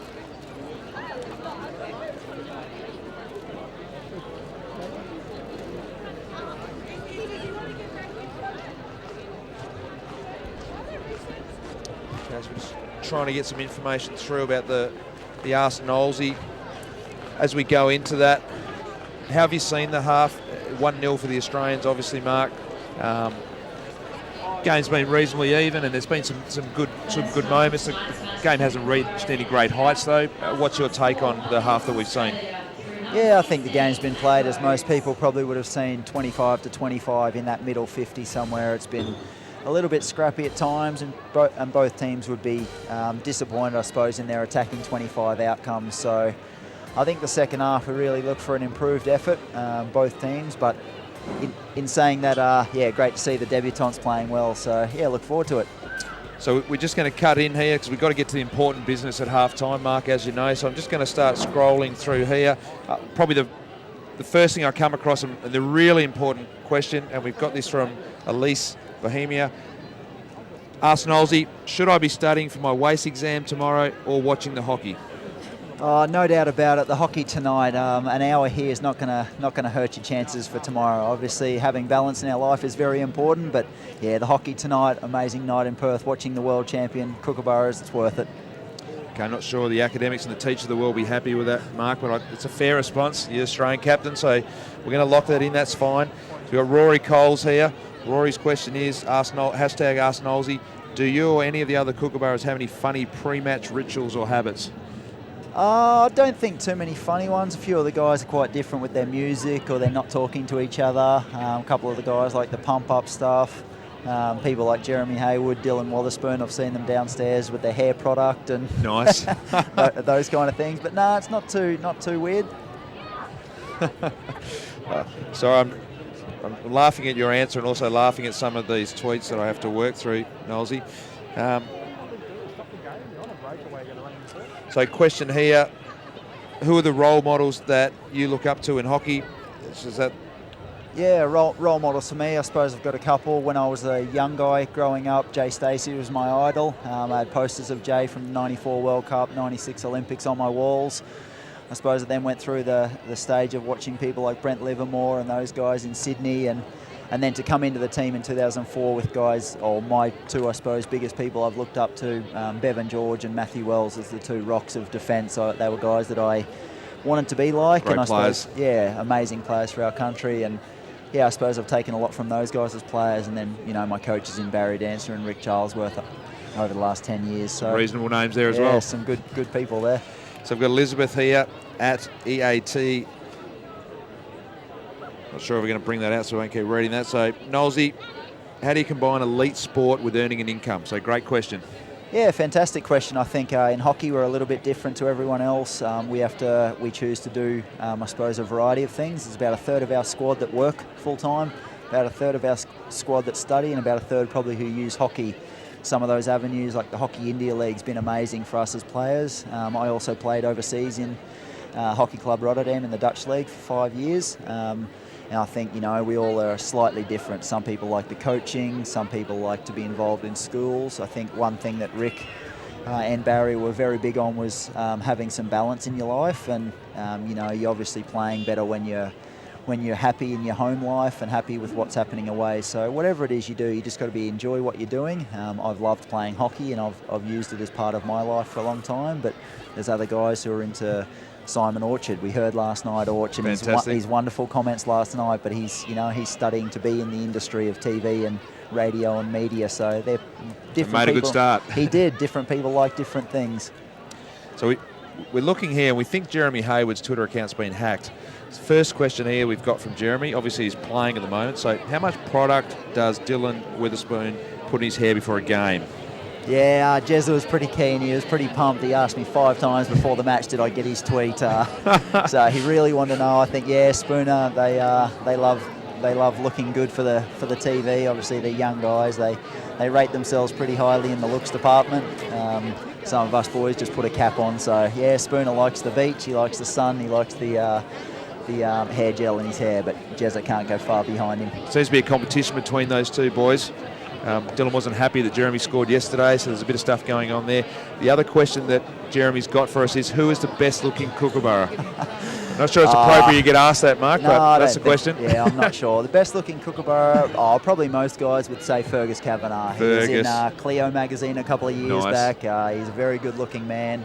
Obviously got a very nice girlfriend over there in Holland now, so for the ladies it's unlucky. But great work, Ferg. Yep. Tara Jane, hashtag Ask Nolsey. What's been your favourite match for Australia? It's a big one over a decorated career.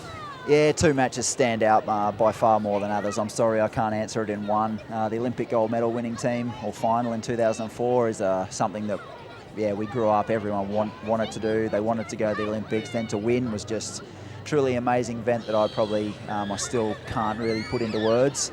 But in terms of out-and-out performance, the World Cup final from this year, for a team of ours to play so consistently and so strongly over a whole tournament, and then to finish it off in a World Cup final the way we did, it wasn't just a match, it was just it was an amazing achievement for 18 guys on the field to perform and to click the way we did. So the best match I've ever played in would be the World Cup final. The World Cup final and the Olympic gold medal winning games are very, very close to each other. Fantastic career, of course, our Australian captain, Mark Knowles. Colin Skyver says here, which player has been the most difficult to defend against? International, I suppose, a couple for me. Christopher Zeller from Germany in his absolute prime. He's great player. He was just a monster, yeah. With his penalty corner as well. He was the complete forward. He's obviously played for a long time. He's won 2 Olympic gold medals, World Cup. In 2006, it was one of the most outstanding displays of hockey that I've ever seen. And then Turn de Nooijer, I suppose he epitomised longevity and absolute pure class in hockey. So for him to play over 450 games for Holland, dual Olympic champion, world champion, I think those 2 guys probably in their own right are very similar. Inside of Australia, he's my brother-in-law, everyone knows that. But Jamie Dwyer, if you ask anyone around the world who has to mark him, you just say, just don't, go and mark someone else. Not sure that's a solution for the team, but Jerry Edwards, can you explain, this is an interesting one, not a new thing, but can you explain what 3D skills means these days? Yeah, 3D skills are a really good question. The game's moving a lot to getting the ball off the ground. So I suppose for me, for the international guys, 3D skills is about doing the little jinx, getting the ball just below shin pad height. But the great players, the ones that are taking 3D skills to a new level, are the guys that move the ball in the air. I saw some of the best skills that I've ever seen in that World Cup final with Simon Orchard running the ball along the back line and dragging the ball in the air. Some of the guys that do it so well around the world, some of the Spanish, the Belgium, the Dutch, the German forwards, where they can move the ball at speed in the air. It's hard for defenders, especially when the game's going so much towards the indoor with the lowness of our tackling, protecting your feet inside the circle. So, yeah, it's a 3D skills, moving the ball in the air. I was just going to bring up the name Simon Child when you started talking about 3D skills. So obviously Simon's a fantastic player, one of the great players in world hockey. Simon's written into you, mate, as you probably thought he would. Why do you still support Manchester United? Have you ever fallen off your bike? So they're interesting. I played with Simon Child for 5 years at Rotterdam. He's an amazing friend of mine. He's over in New Zealand. He thought it was going to be pretty funny sending that in. Why I support Manchester United? He knew I'd read it out. Yeah, because they're still above Tottenham. That's for Simon. Nice. Have I ever fallen off my bike? I did in my first year in Rotterdam. He knows that. It was very, very icy one night in winter there, and I went across the train tracks and straight off the edge. So, yeah, they were my two answers for you, Simon. Thanks very much, mate. Thanks, Simon. Sidechild. Okay, hashtag Ask Nolsey. That's been fantastic. Thanks for your answers there, Mark. We really appreciate that. Frizz, great job. We'll see you back down the bottom. Thank you. Okay, so we're about 15 seconds away, Mark. Really interesting stuff there. I'm sure the viewers got their worth for the whole game just from that 10 minutes. But we're back to the real stuff. What do you think was said at half-time, just as we close into this game? What are the Australians looking to do? What are India going to do? I think the Australians will try and keep the ball a bit more. Obviously, some more keeping the ball and holding the ball in our attacking 50, try and put the Indian defenders under pressure. You can see here already Eddie Ockenden, Dylan Wotherspoon and Jake Wedden starting in that front 3 have gone very close to winning the ball.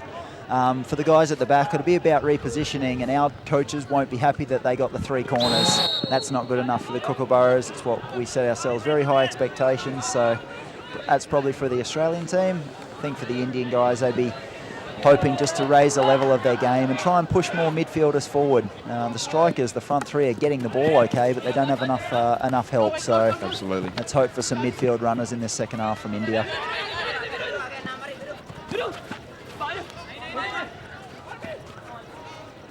It's a little small game here in the corner from the Indians.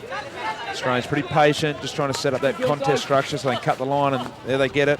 Great play by Dawson there. That's getting in front, winning a corner for the Kookaburras. This is the perfect start that the guys would have wanted, and Paul Goodine to be very happy. It was well played by the Kookaburras, very systematic approach.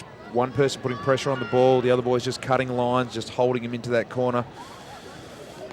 This is not the start the Indian team were after.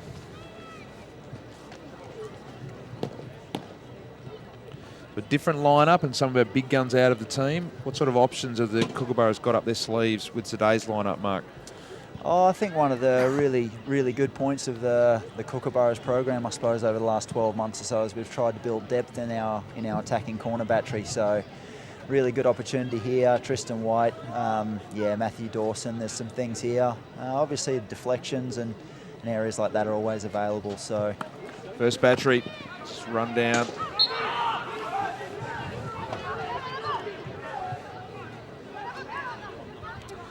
It's a bit of contention here. It's a big body, Raghunath, and to see him first runner, he obviously blocks, gets in the frame. It's interesting to see him do that job, I guess. Yeah, and he's been very successful at it. He is such a big guy. He's very, very brave. He's held in really high regard around the world as a first runner on corners. As you said, he has extra benefits of taking up a lot of the goal. He's a big frame guy. He's very quick off the mark. He has to get out there still, doesn't he? Yeah. Matthew Dawson, that's his first flick in international hockey, so he could get another one here. He has. And he's been run down again by the big fella. And they're away, India. Just great. Sadar, he's gone direct one, bypass. Just gets a deflection. Just look at the collateral damage here. We've got Kookaburras hurt. He's got a deflection coming in there. It looked like Hayward dragged across and went that with his left hand. Maybe just needed to keep his right hand up. So we see this. Gets a deflection, gets dragged up, and he chases it with his left hand. Probably. Tyler Lovell back in goal now. Oh, Tyler. So he won't be happy about that technique. I wouldn't have thought. That'll be something they'll review after the game. I think there'll be a couple of very strong learning points from that. I think obviously the amazing running there from Raghunath, which we talked about in the first half for Australia. He got that goal for them there. Second thing I think is the Australian setup from behind the corner. For mine, it was far too easy to get one pass to the top of the circle. And yeah, as you said, with the positioning there of Tyler and Matty Willis there, so there'll be a couple of really good learning points for both teams out of that. And good to see Sadar making that penetrating pass, getting front on and going forward instead of just knocking out the easy one. So good to see him being clean and concise. Yeah, it's a fantastic trap by Ramandeep as well. He's very, very skillful, very quick inside the circle. You could see he really wanted to score the goal there, and that's, from all the attacking coaches around the world, they want to see people who really want to score. About conviction sometimes, isn't it? Yeah, certainly.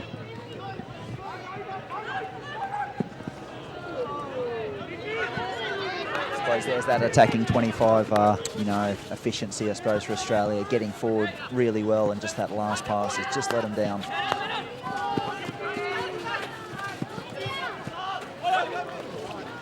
Coughs that up cheap. Zalewski just knocks that back in.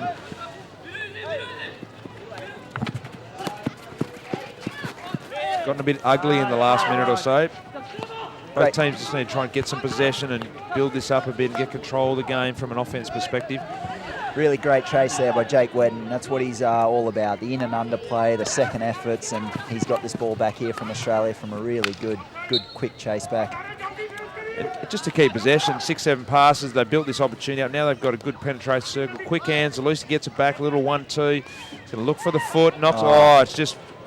Tom Craig. Oh, it's just dropped for him too easy, didn't it? Beautiful play by Zalewski. That's just him at his Here we best. go, the race.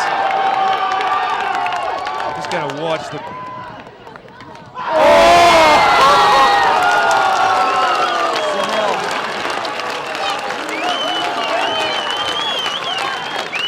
explosive pace from Sunil.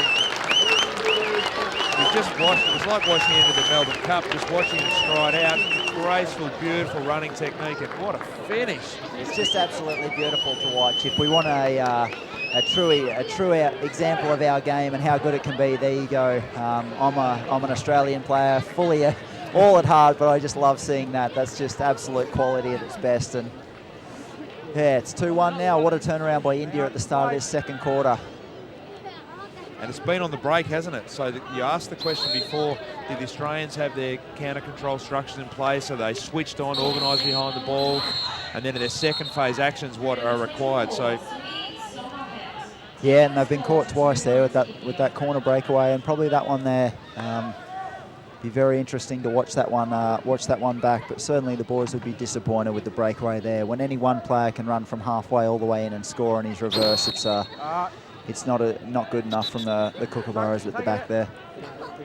We seemed to get behind them early on, and then it was just a foot race, and that's not a foot race you're going to win. So we need to have depth and have that second layer of protection behind that first play.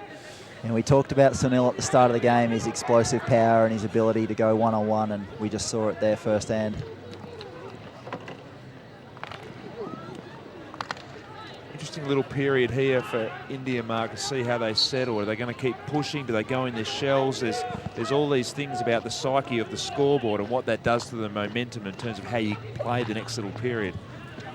Yeah, certainly I think one thing it should give them is a lot of confidence that they can play and they can do it really well. That last 5 minutes has been as good as they've played in the first match and a half, so really good start. If Walshy was looking for a reaction out of the Indian guys, he certainly got it after half-time.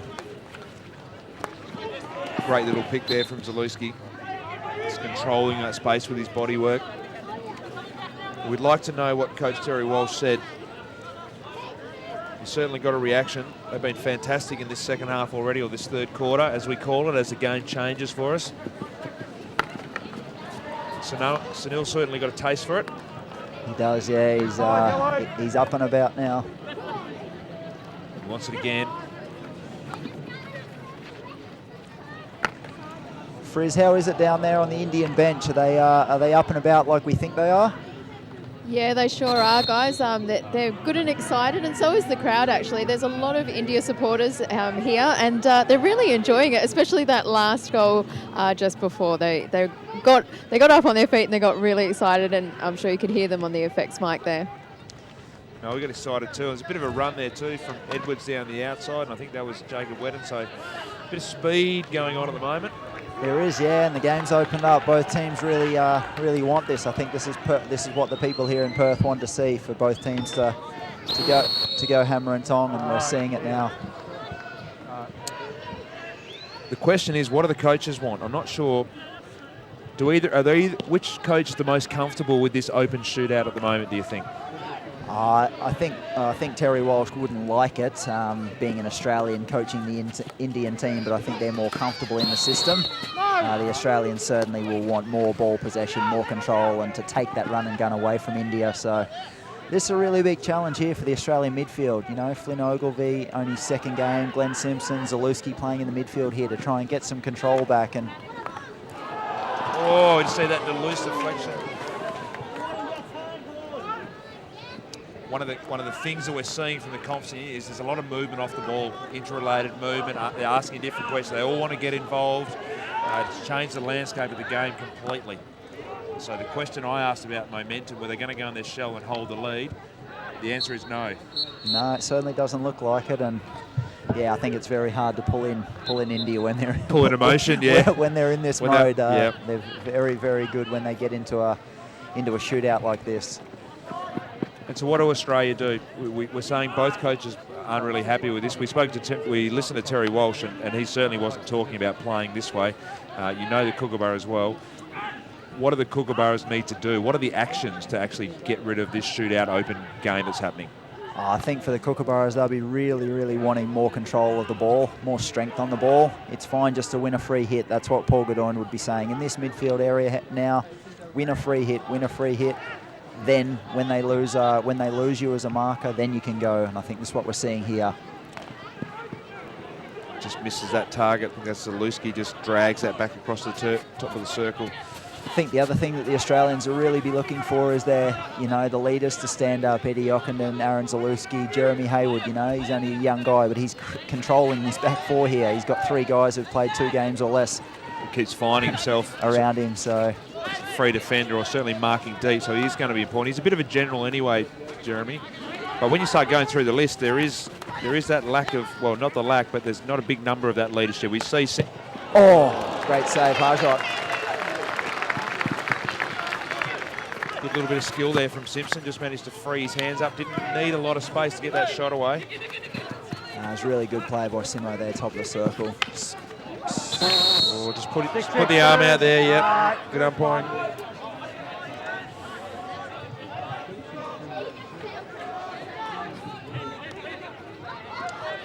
Murray Grimes, good little call there.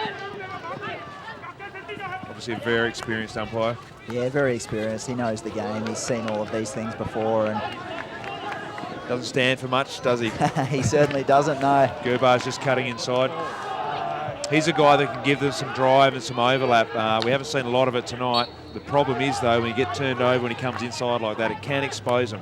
Got to get back quickly, yeah. Rick was a big believer in, as you said before, about getting more people forward and defenders getting forward. But if you get forward and you're turned over, you've got to get back super quick.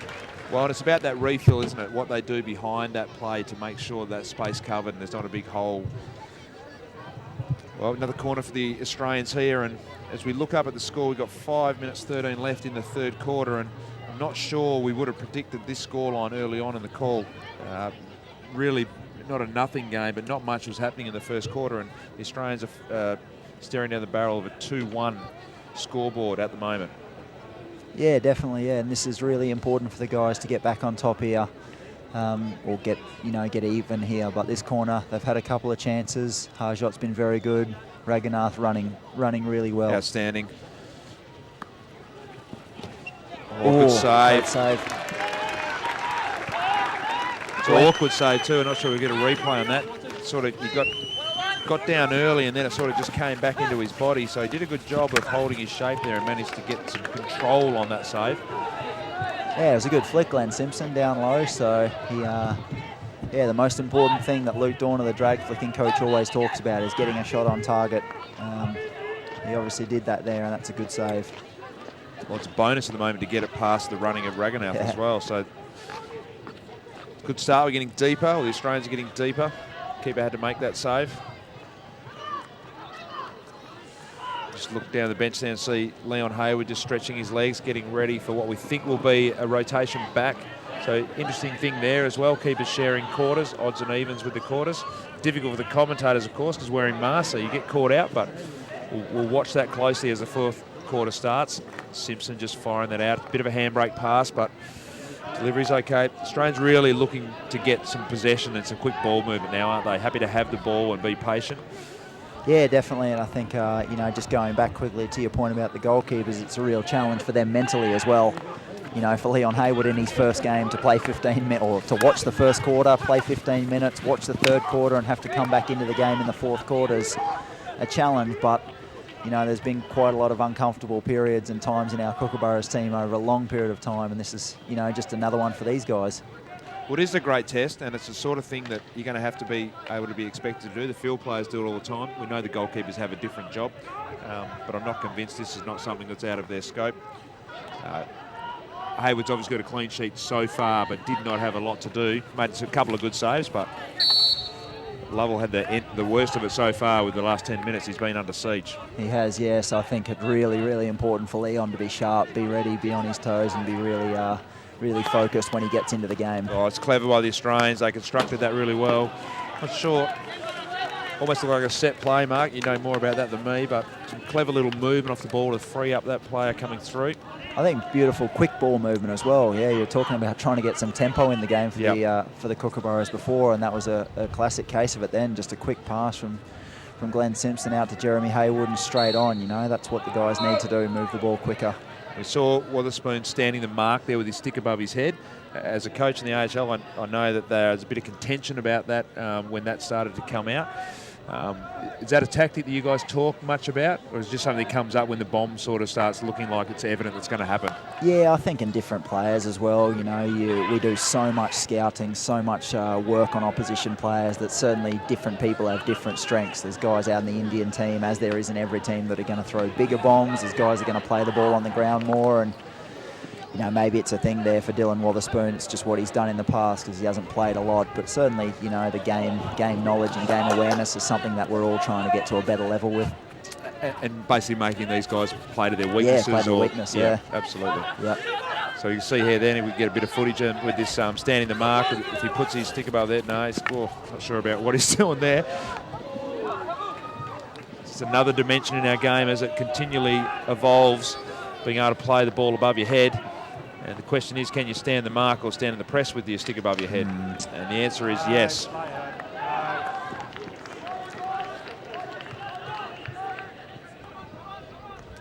It's Kyle Brown just working hard to pick up the runners coming through there. So it's been a bit of a lull. It's almost like they're settling themselves, want to get into three-quarter time. Listen to what the coach have to say. Set forward, got other ideas, the Australians, but just misses that connection with Eddie Ockenden. Yeah, maybe what you said there about India, you know, two or 3 minutes to go before three-quarter time. How do we play? Do we want to go and score another goal? Do we want to, you know, just consolidate here? And it's a tough period of the game because normally you think, or in the past in international hockey and most hockey, we've always had 20, 15, 18 minutes to go still. But yeah, you get a little break here, you get to reassess where your team's at, and yeah, it's interesting. It is interesting. You mentioned the quarters, and obviously there's a lot of things that'll evolve and we'll figure out and change. How do you coach? How do you control momentum? What do you do with the shorter periods, the extra breaks? I'm sure there's a myriad of questions that'll come up, and we know what these coaches are like. They'll be thinking of loopholes and a whole range of ways to get advantage out of it. Yeah, they certainly will be, and it's going to be, I think, a really great thing probably for people to watch at the Champions Trophy, where it's going to be that first major tournament with 8 of the top teams in the world playing, seeing how different coaches, as you say, do it, seeing how different teams do it. You know, in our Australian Hockey League, teams play 2 different teams in each quarters. They play different backs, different forwards. Oh, here we go. Sunil's got some fresh air again. He ran out of time. Would have liked to see him have a crack in the fringes there, and that would have been... He can hit the ball well on the run as well, so that would have been exciting. But into three-quarter time, the quick 2-minute break. Not a lot of urgency for the players to get in. No, and I think there should be. This where the guys probably need to step on it a bit more. They need to know that, you know, we're already down to a minute 40. You've got to be out there with 20 seconds to go, so a minute 20 is going to go pretty quick. Well, India have won this battle. They're already talking. So Coach Walsh is just walking into the huddle now. The Australians are sort of split and a bit fragmented. It is an interesting thing. You've got 2 minutes, but what you find is by the time you get your group together, and then you also have to have them back out there before the clock goes over because the game will just start. You're really 60 to 90 seconds max, so it's not a big time. No, it certainly isn't. No, and I think, you know, probably what both coaches will be doing here, I would think, would be trying to narrow in. So just looking down there, Frizzer's got that microphone in the huddle again. Trying to get herself into trouble, so just see if that picks up anything. That smile says she doesn't think so. So keep being available, knock the ball around to each other, you'll get the opportunities, okay? Stay composed, all right? We don't have to win this in the first 30 seconds. Be sharp, okay? Just keep knocking the ball around, but be composed. Through the midfield. When we're using the midfield, we're hurting them. Keep being available in the midfield, okay? Be available, want the ball. Come on. Go, boys, let's go. Go, boys. Dig in. So some good messages there. I think as a coach, you go in as a clear plan. We're going to make 1 or 2 really clear points. Talked about knocking the ball around, which is a thing that we've spoken about right through the call, but also talked about using the midfield. And that's the thing, not just getting the ball into the midfield, but as we go forward, trying to get the ball to the other side through the midfield. So I think they're really good points made by Coach Paul Goodine. Yeah, definitely, and I think, as you said, just really, really good to hear just a couple of strong focus points. As a player, you just want a clear message. You don't want too many drifting messages, and the boys certainly have a challenge here and a real focus. Number of ways, early pressure. You have to think this is going to be high-tempo, frenetic, ballistic hockey, at least for a few minutes. Yeah, definitely, yeah, and the Aussies will really try and put the Indian guys under pressure. There's that crash ball. hits the ball well, doesn't he, Sunil? Dangerous from the right side. Really good positioning by Jeremy Hayward there as that free defender, getting right in the line of that ball. It's quite high now. We talked about the deep position as a free defender in the press, and you can see here how high he is.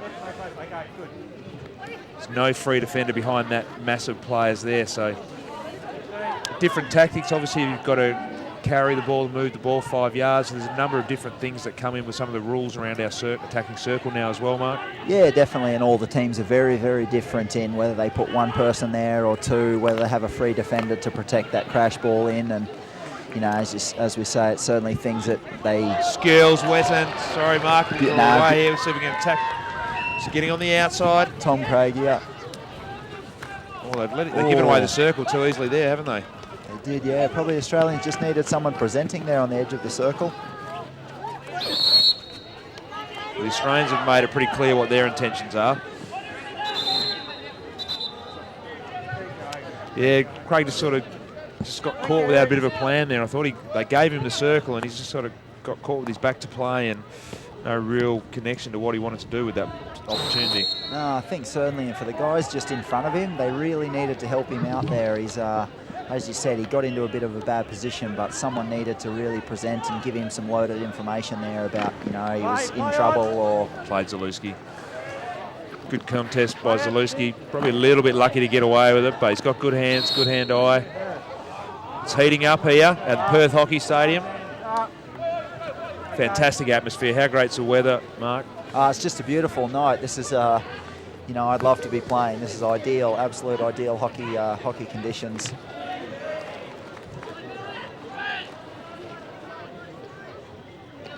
It is a bit cold for the boundary riders, though. We've had plenty of time to sort that out, Frizz. We did talk about that, but we know how brave you are, so I'm sure you can manage another 12 minutes.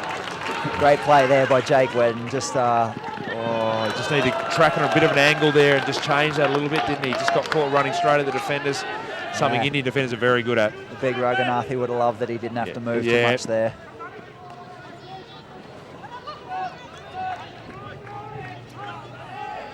It's interesting now, Australia with 4 changes all at once. It's becoming more popular in the game, but they're really going to look for some, you know, some injection here, some quality and some speed and energy here.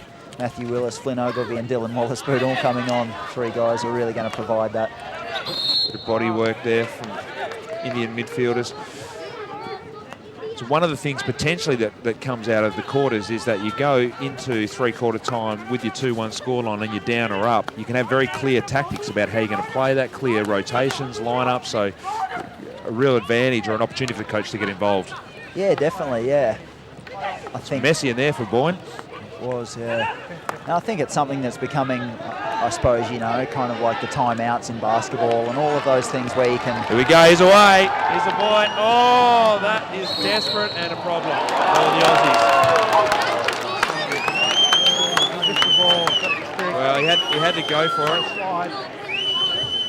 Yeah, you're always in danger there. We spoke about that a little bit if you're diving in. Grimesy judged that as a stick check. Well, we can see this on the replay, Mark, and he was desperate and, yeah, look, it's pretty clumsy, pretty clear-cut corner for mine, but in the end, we had that space behind the structures again, and we got caught out with Sunil getting behind the play. 10. Yeah, definitely, 10 yeah. seconds, That's playing to your absolute strengths 10, around the outsides with 5 that seconds, speed. let's go, hop straight in. Sardar, wait for my hand. Hop in. Another challenge here for Leon Okay, Hayward. when you're ready. He's been in the firing line of these corners he has. each quarter. Clean sheet, though. Yes. See what happens. Hope it stays that way. Great push out. That's clean. He's got to have a good shot at it. Oh! 16. We're going to have to see the replay, Mark, because that was flying and there was things going everywhere as that came through the middle of the circle. But it was a great push out and trap. Great completion by the Indian team. Just watch the replay here. Gets it. Oh! Went for the backhand tip there. Very interesting with such a high quality flicker on top, but you can see that the running lines of the Aussies have caused some problems, and yeah, very good to see that by India. We don't see a lot of play apart from the direct flicks from the Indians, so nearly came off. I think also you see, certainly in the women's game, you see the Kookaburras slide people through and run distraction plays, vision screens, some of these sort of things. So it can often just be a ploy to make the direct shot a little bit harder to get control of for the keeper or the defenders. Yeah, certainly, and that's something that's, I think, one of the great parts of the ladies' game. They're quite a few of the teams are playing, you know, to their strengths, and that's not with the drag flicking. Apart from, I suppose, the Aussies and the Dutch ladies, there's not too many other absolute high quality drag flickers. Maybe some of the Argentinian girls, but yeah, so many deflections and so many variations on corners. It's great to watch. Oh, just marginal. Fantastic test for the young Australian team tonight. The clock is ticking away. We're 9:30 on the clock. Still 2-1 India. And the Australians have up the ante, and they are putting pressure on the Indians, but the Indians are standing strong and they're creating their own chances as well. So this contest is very much in India's hands at the moment. Yeah, and I think one of the things that the Aussies should stay on task with is that they know they're going to create chances. They always know that there's going to be chances right until the final whistle, and I think that was one of the things that Paul Godoy mentioned in his three-quarter time talk, was that we are going to get some chances and just stick at it. So he spoke about being composed, didn't he, and just sticking to the plan. Yeah, definitely, and that's something that takes quite a long time to build, and something that we've been working at for a long period of time. You know, the best teams in the world, the Germans, for example, for the last 8 years of all of their success at the Olympics, they just stick to their game plan, so strong, so composed, so confident in their ability, and that's something that the Aussie guys, you don't just get it. We've had to work a long period of time at that. No, it's an easy thing to talk about, but it's not an easy thing to have or to execute, is it? Oh, very clever there. See Godas do that a fair bit, that little post up to the ball or lead to the ball and let it go through his body. Very clever. Just needs someone to recognise that's coming and get underneath it. Yeah, and I think what he does really well, he's such a strong target. So when you're marking him, you always think that he's going to get the ball. Yeah, so he demands that attention. Yeah, that's it. So I think even then, it was such a good, strong lead that the defender wasn't thinking about a redirect or a little trapdoor. He was always thinking that he was going to get that ball. Oh, chop off. Oh, play on. India can be away here. Look, big space behind the Australian defence again. Matt Dawson probably a little bit too high up in that defensive structure. Oh, it's lazy by Gerbage there. He just wasn't prepared off the ball. One of the things that was poor about their game last night, just their application off the ball when they weren't directly involved. Certainly not the time to start dropping the standards now. Great little slider back left to right across the body there. Beautiful pass there, just to see him with his vision forward and attacking the top of the circle. Just missed Craig Boyne there. Yeah, Boyne just didn't quite get out enough, did he? Yeah. There's Melbourne Cup recently, which you're not going to say you're a betting man, but who's our money on to score this goal for the Kookaburras to get it back on level terms? Oh, I think the strong targets here, Craig Boyne, Matt Godas, Dylan Wotherspoon. Oh, quick shot. Can't say Wotherspoon as he shoots, that's cheating. No, I thought I was in with a good chance there for a second. Played it perfectly. I did, yeah. Harbeer took one quite hard here, I think probably in the hip area somewhere. So the Indians won't be too disappointed with this little break in play. No, this will take a while, I would think. This will, yep. So we're essentially going to play in 5 quarters. Yeah, definitely. I know my maths teacher from high school is saying that's not actually possible, Butch, but that won't surprise him. So what are the strategies now from the Kookaburras? 650, the obvious things about pressing more aggressively, pushing people forward. What are the other things you guys talk about? Getting to critical zones inside the circle, that's going to be really important, because the balls, you don't want to be in the position of letting a ball go across the far post and saying, oh, I wish I was there. You've got to take that chance. Yep, take the chance, get to the far post. This could be where a defender slides in on the far post. We've seen the great teams in the past score goals with their defenders laid on. I remember Philip Zeller, 2006 World Cup, I think it was, or 2008 Olympics, it was, scoring in the final, to draw Germany level, playing left half and getting a goal on the far post. And it could be what it takes to break this game apart. I think the other thing, the defenders, you can't always rely for the defenders from the Australian team. They can't rely on the attackers just to win this game. They've got to really stick at their goal and not give the Indians another chance. Just great play there by Gurbage, opening up the field. We talked about it earlier. Was play, very skillful, clever too, to get that space. Just getting to the help side, it really cuts teams apart. With so many more teams are putting players around the ball, and that was just an ideal play. I like his game when he's a bit more versatile with what he does on the ball like that. We often see him try and get the 1-2s. Just going to see here. Looks like that was a bit wasted. Great play by Craig Boyne though. That's the Toma pass, 50, 60 metres. For guys who are just executing these skills these days, it's great to watch all the training and all the hard work that we're doing at training. Great tackle. Just picked his pocket there on the outside. He did, little Kothajit. Yeah, he's a really, really, really good defender. Oh! Some decision-making work maybe to be done at 2-1 as we pass the ball across the top of the circle between two Kookaburras. We're probably slightly asleep and we're very surprised. Yeah, I think he was still very happy with his tackle. Great tackle though. It was a great tackle. We need pressure on the ball there, but just letting the Indians off the hook, that's not a great effort because it's just a cheap release, really, isn't it? It was, yeah. And Glenn Simpson there had him in such a good position to make a steal. He probably just was a bit over anxious there just to get involved. This is man. Got on the outside. Still dangerous, the Indians. It's not necessarily going to be held at a 2-1 scoreline, so they've got some work to do, the Australians. Talking about Gurbage before and just saying that his play is often to knock it inside and get the 1-2 on the outside, the overlap, Stockstand does it well, but I think when he mixes things up and he uses his skill to sometimes come inside and do other things, he can be a much more effective player. Yeah, he can, as you say, when you bring the ball inside from that right half position, you open up the whole field, which is such a huge advantage if you can see the top of the circle and feel your centre half and see your centre half and centre forward. So certainly something that he's very good at, and when he does it, he challenges the strikers from the opposition. I think both teams have definitely looked better when they've got the ball back through their centre half, and not necessarily to get the ball out to the other side of the field or the help side, just to straighten up at times, hold the defence in the middle and be able to kick it out. Both teams will look better when they use their midfield, as Paul Goodine said, but also use that pivot point to be able to redistribute where they're going to play. Yeah, definitely, yep. And we look here and you see both centre halves, they need to really want the ball, get this ball and straighten the attack, as you said. 3 minutes 30, 2-1 down the Kookaburras with the Perth Hockey Stadium under the lights here. Fantastic weather.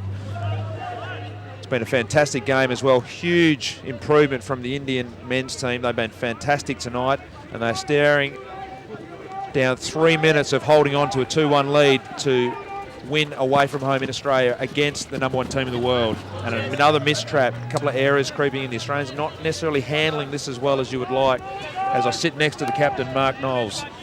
Yeah, definitely. That's, the boys will be a little bit disappointed so far tonight. But I think, as you said, this is what you expect from the top international teams around the world. If you're slightly off on any given day, that you can be punished. And to the Indians' great credit, they stuck at it. We said that it might have hurt them, that goal just before quarter time, but it hasn't. It's, I suppose, reinvigorated them a little bit. And, to see them in this third and fourth quarters, and the effort they've put in has been great to watch. Great intercept from the Indians. The Australians had some runners, and now, how often do we see Sunil just launch the ball from that little pocket of the field from the right? Very often, yeah. It's I think probably not as often as we have in the past. It's something that he's been really working on, and with his last three coaches have been Michael Nobbs from Australia, Terry Walsh, and Barry Dancer as his coach in the Hockey India League. So he's had some getting some reasonable support lately. He has. He's had some outside influences that have probably tried to take that out of his game, and he is a much more dangerous player now. I think the great part of his game the last 2 days is the ability to get forward and just support. Some of his leading off the ball has been fantastic, and good decision making with his skill and his speed. He's become a very, very good player. Fantastic skill. I just let him out in. So we talked about with Gurbage before as well, his ability to get out there. Now he's just pushing forward. Be careful. Not a lot of cover defence for India right at this second. Just got to move the ball quickly now, Australia. Got to get people in dangerous areas. If this ball gets high, you've got to have people streaming forward to help. Well, do you take the keeper off? See a little bit in the women's hockey. You can get hurt pretty quickly in men's hockey. Is it a strategy the Kookaburras talk about? We did, yeah. We practiced it quite a lot in the lead up to the World Cup and the Commonwealth Games. Not something in this 1 week or 1.5 weeks of training we've talked about a lot. And I think the quarters. Here we go. 50 seconds. We've had 3 or 4 of those in the last 5 minutes where we just need to take a little bit more responsibility with that opportunity. Not great opportunities, but got to get something from them. Yeah, I think turning not a great opportunity into a corner or something could be the difference there. We've got some trouble here. Going to cut back inside. Good save, Leon Hayward. Got a good game. It's been really, really good. Jeremy Edwards a little bit careless or reckless with that tackle after he got beaten the first time. It's that emotion, isn't it, of missing the intercept? Yeah, and I think your point at the start of the game, Butch, is really valid. And again, we've seen the main focus point, Sunil. Again, another shot there. He's been a real focus point for the Indian team. And yeah, 10 seconds to go. This one's done for the Aussies. Fat lady's not singing yet. She is getting ready. The Indian crowd is big, and they are happy. And that is a huge turnaround from a disappointing first game in this series. India have shocked the Kookaburras with a 2-1 win. And what we love about series is when they're even halfway through them. Yeah, certainly. It leads to a fascinating game 3 and 4 now. And I think we expected a reaction tonight out of the Indian team, and we got it. The Australians go back tomorrow to a debrief that's going to be very hard for a few boys to be part of, for all of us to watch that as a Kookaburras squad, and I'm certainly part of that squad, and I'll be in that meeting, and to see points where we can improve, but also points where the guys did well and just let themselves down at the end will be a really good learning curve for tomorrow. No, huge. See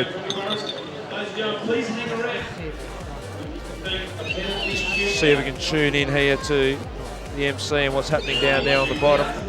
Freeze, can you tell us what's happening and give us some info down the bottom? Yeah, I think they're just going to do a bit of a shootout. So, that's all right. Tom's just announced they're going to do a shootout. So I'll just quickly try and grab an interview in just a second. Fantastic. Thanks, Frizz. And Frizz by name, not Frizz by being cold, even though that's come up during the call. 3 and 4 is on this Saturday and Sunday right here at Perth Hockey Stadium. So what are the things we talked through the call about the things that have been improved for India, and that'll come out over the next 24 hours, 48 hours into the third game. What are the things you're expecting from the review with the Kookaburras tomorrow? Oh, I think for me the couple of points will be the defensive manning up, as you said. I think we were just a little bit too loose in that defensive, 30-40. We let ourselves down in the one-on-one contest a few times. Obviously the attacking 25 is an area where every team wants to get better, but that'll be something that Nathan Eglinton as the forwards coach and Paul Godoyne and Graham Reid will really focus on, because the Kookaburras team gets forward quite often, but probably the efficiency isn't quite there and wasn't quite there tonight. So a lot of great learning curves. I think the other really good point that the young guys will take out of that is that it's not easy international hockey. Yeah, it's a reality call, isn't it? You come in at debut, the Indians are flat, they spank them smack them around a bit, and it's a 4-0 win, and the life seems pretty easy, doesn't it? Yeah, and it certainly isn't. And the challenge for us all as individual players is to improve and to get better, and that'll be great for the young guys. As I said, I love being part of the group, and I'll be there tomorrow to be able to talk about this thing. The good thing about learning and losing in matches like this is you get another chance in 2 or 3 days' time. There's no medals lost, and maybe a small pride hit, but we learn through life that failure is usually part of the road to greater success. So, as you say, some important lessons for the young group tonight. And also some big ticks for India, just how they pulled themselves up. Could have been travel, could have been a whole range of things. They were poor yesterday. They've obviously owned that and dealt with that, and they built them, and in the end were quite fantastic tonight. They were really good. It was great to see the Indians, and for all of the people that love hockey in India, it's fantastic because you know, even on the social media and things last night, I think they took a bit of a caning from their own people, and sometimes that's warranted, sometimes it's not. But for the guys to get back up straight away 24 hours later is a real credit to Terry Walsh as the coach, but also for the Indian guys. It's a challenge playing away from home, playing against a really, really quality opposition. And yeah, I'm thrilled for the Indian guys to be able to do that, because, as we said at the start, consistency inside of a tournament, inside of a group of matches has been a problem for them. So yeah, really, really pleasing to watch India play tonight, again live, and obviously the Kookaburras really want a win on Saturday and Sunday for the boys. And as part of the wrap-up, we talked about them winning the Asian Games, and they're getting, little indicators they're getting better, but a result like tonight where they had to stand up and be counted, or at the end of a long year just drift away, it's a big tick for where they're headed going forward, I would have thought. Yeah, huge tick. It's a great credit. So we go down to Frizz now. Thanks, guys. I'm with the coach of India here now. That was quite a turnaround from last night. What did you make of tonight's match? Well, it was a better contest from our point of view. I mean, that's the sort of contest that we're trying to put up. We understand where both sides are, so we're not taking it for anything other than a really good hard practice match. So it was an official game, so that's great for us. It's 1-1 in the series, so we're really pleased with that. Excellent. Now, your team did come out a lot more aggressive in the second half. What did you say at half-time? Aggressive, Pills? No, we spoke fairly strongly about a couple of things, and it was really a continuation of what we didn't do in the first game. And there were a few periods at the end, if you remember, we had a goal against us in the last few seconds again, and it's nonsense. It's 3 out of 8 quarters where that's happened, and we can't afford to do that, and that's an indiscipline as much as anything else. But they're the things that we're trying to work with and trying to play with, and we're really, really pleased to get a result, but we understand exactly what it means. And you must be impressed with Singh's fast run down the side there to get that goal. Sunil, yeah, he's quite quick, and to fire it at that sort of speed, as in leg speed across the ground and hit it in the roof of the net, makes it very difficult for the goalkeeper. But congratulations to him. It was a really sensational piece, and that's what we love about our game. Well, congratulations to you and to the rest of the team, and good luck for Saturday night. Yeah, thanks. Be on again. Thank you very much. Thank you. Thanks, Frizz. Fantastic to hear Terry Walsh talk, and we're just going to go across it. Just catch these last couple of one-on-ones, Mark, and then we'll see where we're at with our wrap-up. Yeah, it's a really good part of our game, the shootouts. I think it's evolving our sport away from the penalty stroke competition. This is something that I think is more relevant to hockey. Some people are very good at them. I'm not one of those. We'll see here, Leon Hayward gets a good chance. He's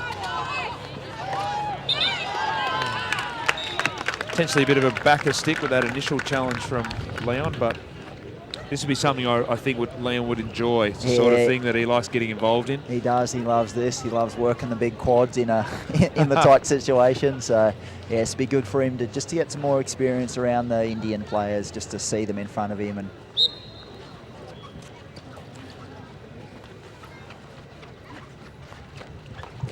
oh, it's cheeky. it's a good finish there. Craig Boyne, his 8 seconds was going down fairly quickly, I thought. It was. He didn't do too much, no change of speed, didn't go on an angle, sort of just wandered in and just sort of wait. It's a bit like fishing, wasn't it? Then bang, just knocked it in the corner, clinical. It was very, very good to watch. Lalit, I think let's watch him. He's a young guy with just some amazing skills, so I'll be interested to see what we get here. Got him. It's really good play, Leon.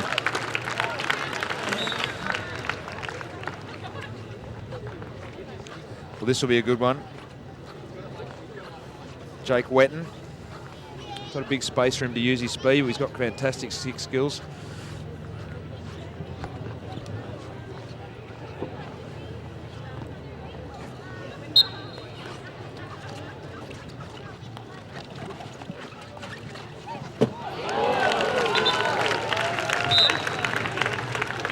Through the legs there, Harjot, he did pretty well. He got all the way out, pretty good position, then just back through the legs here on the spin.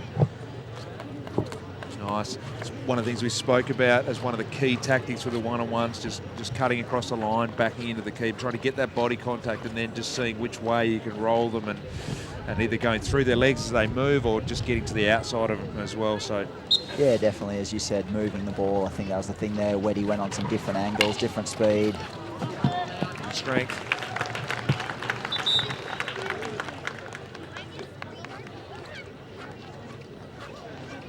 Tom Craig here, good chance for him to, you know, to get a goal here, get a feel of it. He's, yeah, we saw him in there a couple of times, didn't we? And we had our hands up a couple of times, but just didn't fall for him well enough. So haven't seen him take too many shootouts, but he's obviously been one of the better ones at training. That's very good play. Big drag. Beautiful big drag. One of the interesting side notes that's come out with these situations with keepers is them using longer sticks so that they can reach and make those sort of swinging tackles.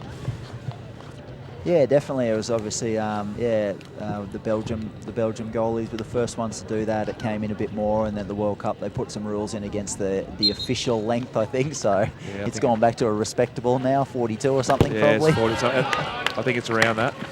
Oh, good work, Leon. Good coverage there from Leon Hayward. Yeah, I don't know the exact figure, but I think it is around that. I was looking at a stick that Ash Wells was using the other day at training, and it's very long. Very long, yeah, 42, I think. I hope they cut it off at 42 because it's... Well, it is interesting because it becomes a little bit long to actually handle, so there is a balance point. Kyle Brown just waving the wand over that 4 or 5 times, and he was playing games, I think, with his Kalinga Lancers goalkeeper there, Harjot. Just ran straight into him. He did, so that's the end of the shootouts. Good little experience for the players and something a bit different for the crowd to get a taste of as well. Obviously nothing riding on this, but we know that these situations now carry big medals on them sometimes, and some teams have managed to work their way through a number of big games. We think of the Black Sticks in the World League. Yeah, won 2 shootouts in a row, I think. Yeah, certainly it's a practice skill. That's the most important thing that players should think about, is that it's not fun. It's yeah, it's sometimes hard, but it's a practice skill that you have to be good at. It's like penalty strokes, it's like drag flicking, it's like goalkeeping, you know. It's stuff you've got to work at and you've got to work really hard at, because it's, as you said, becoming such a focus point in a big tournament. No extra time anymore means shootouts straight away.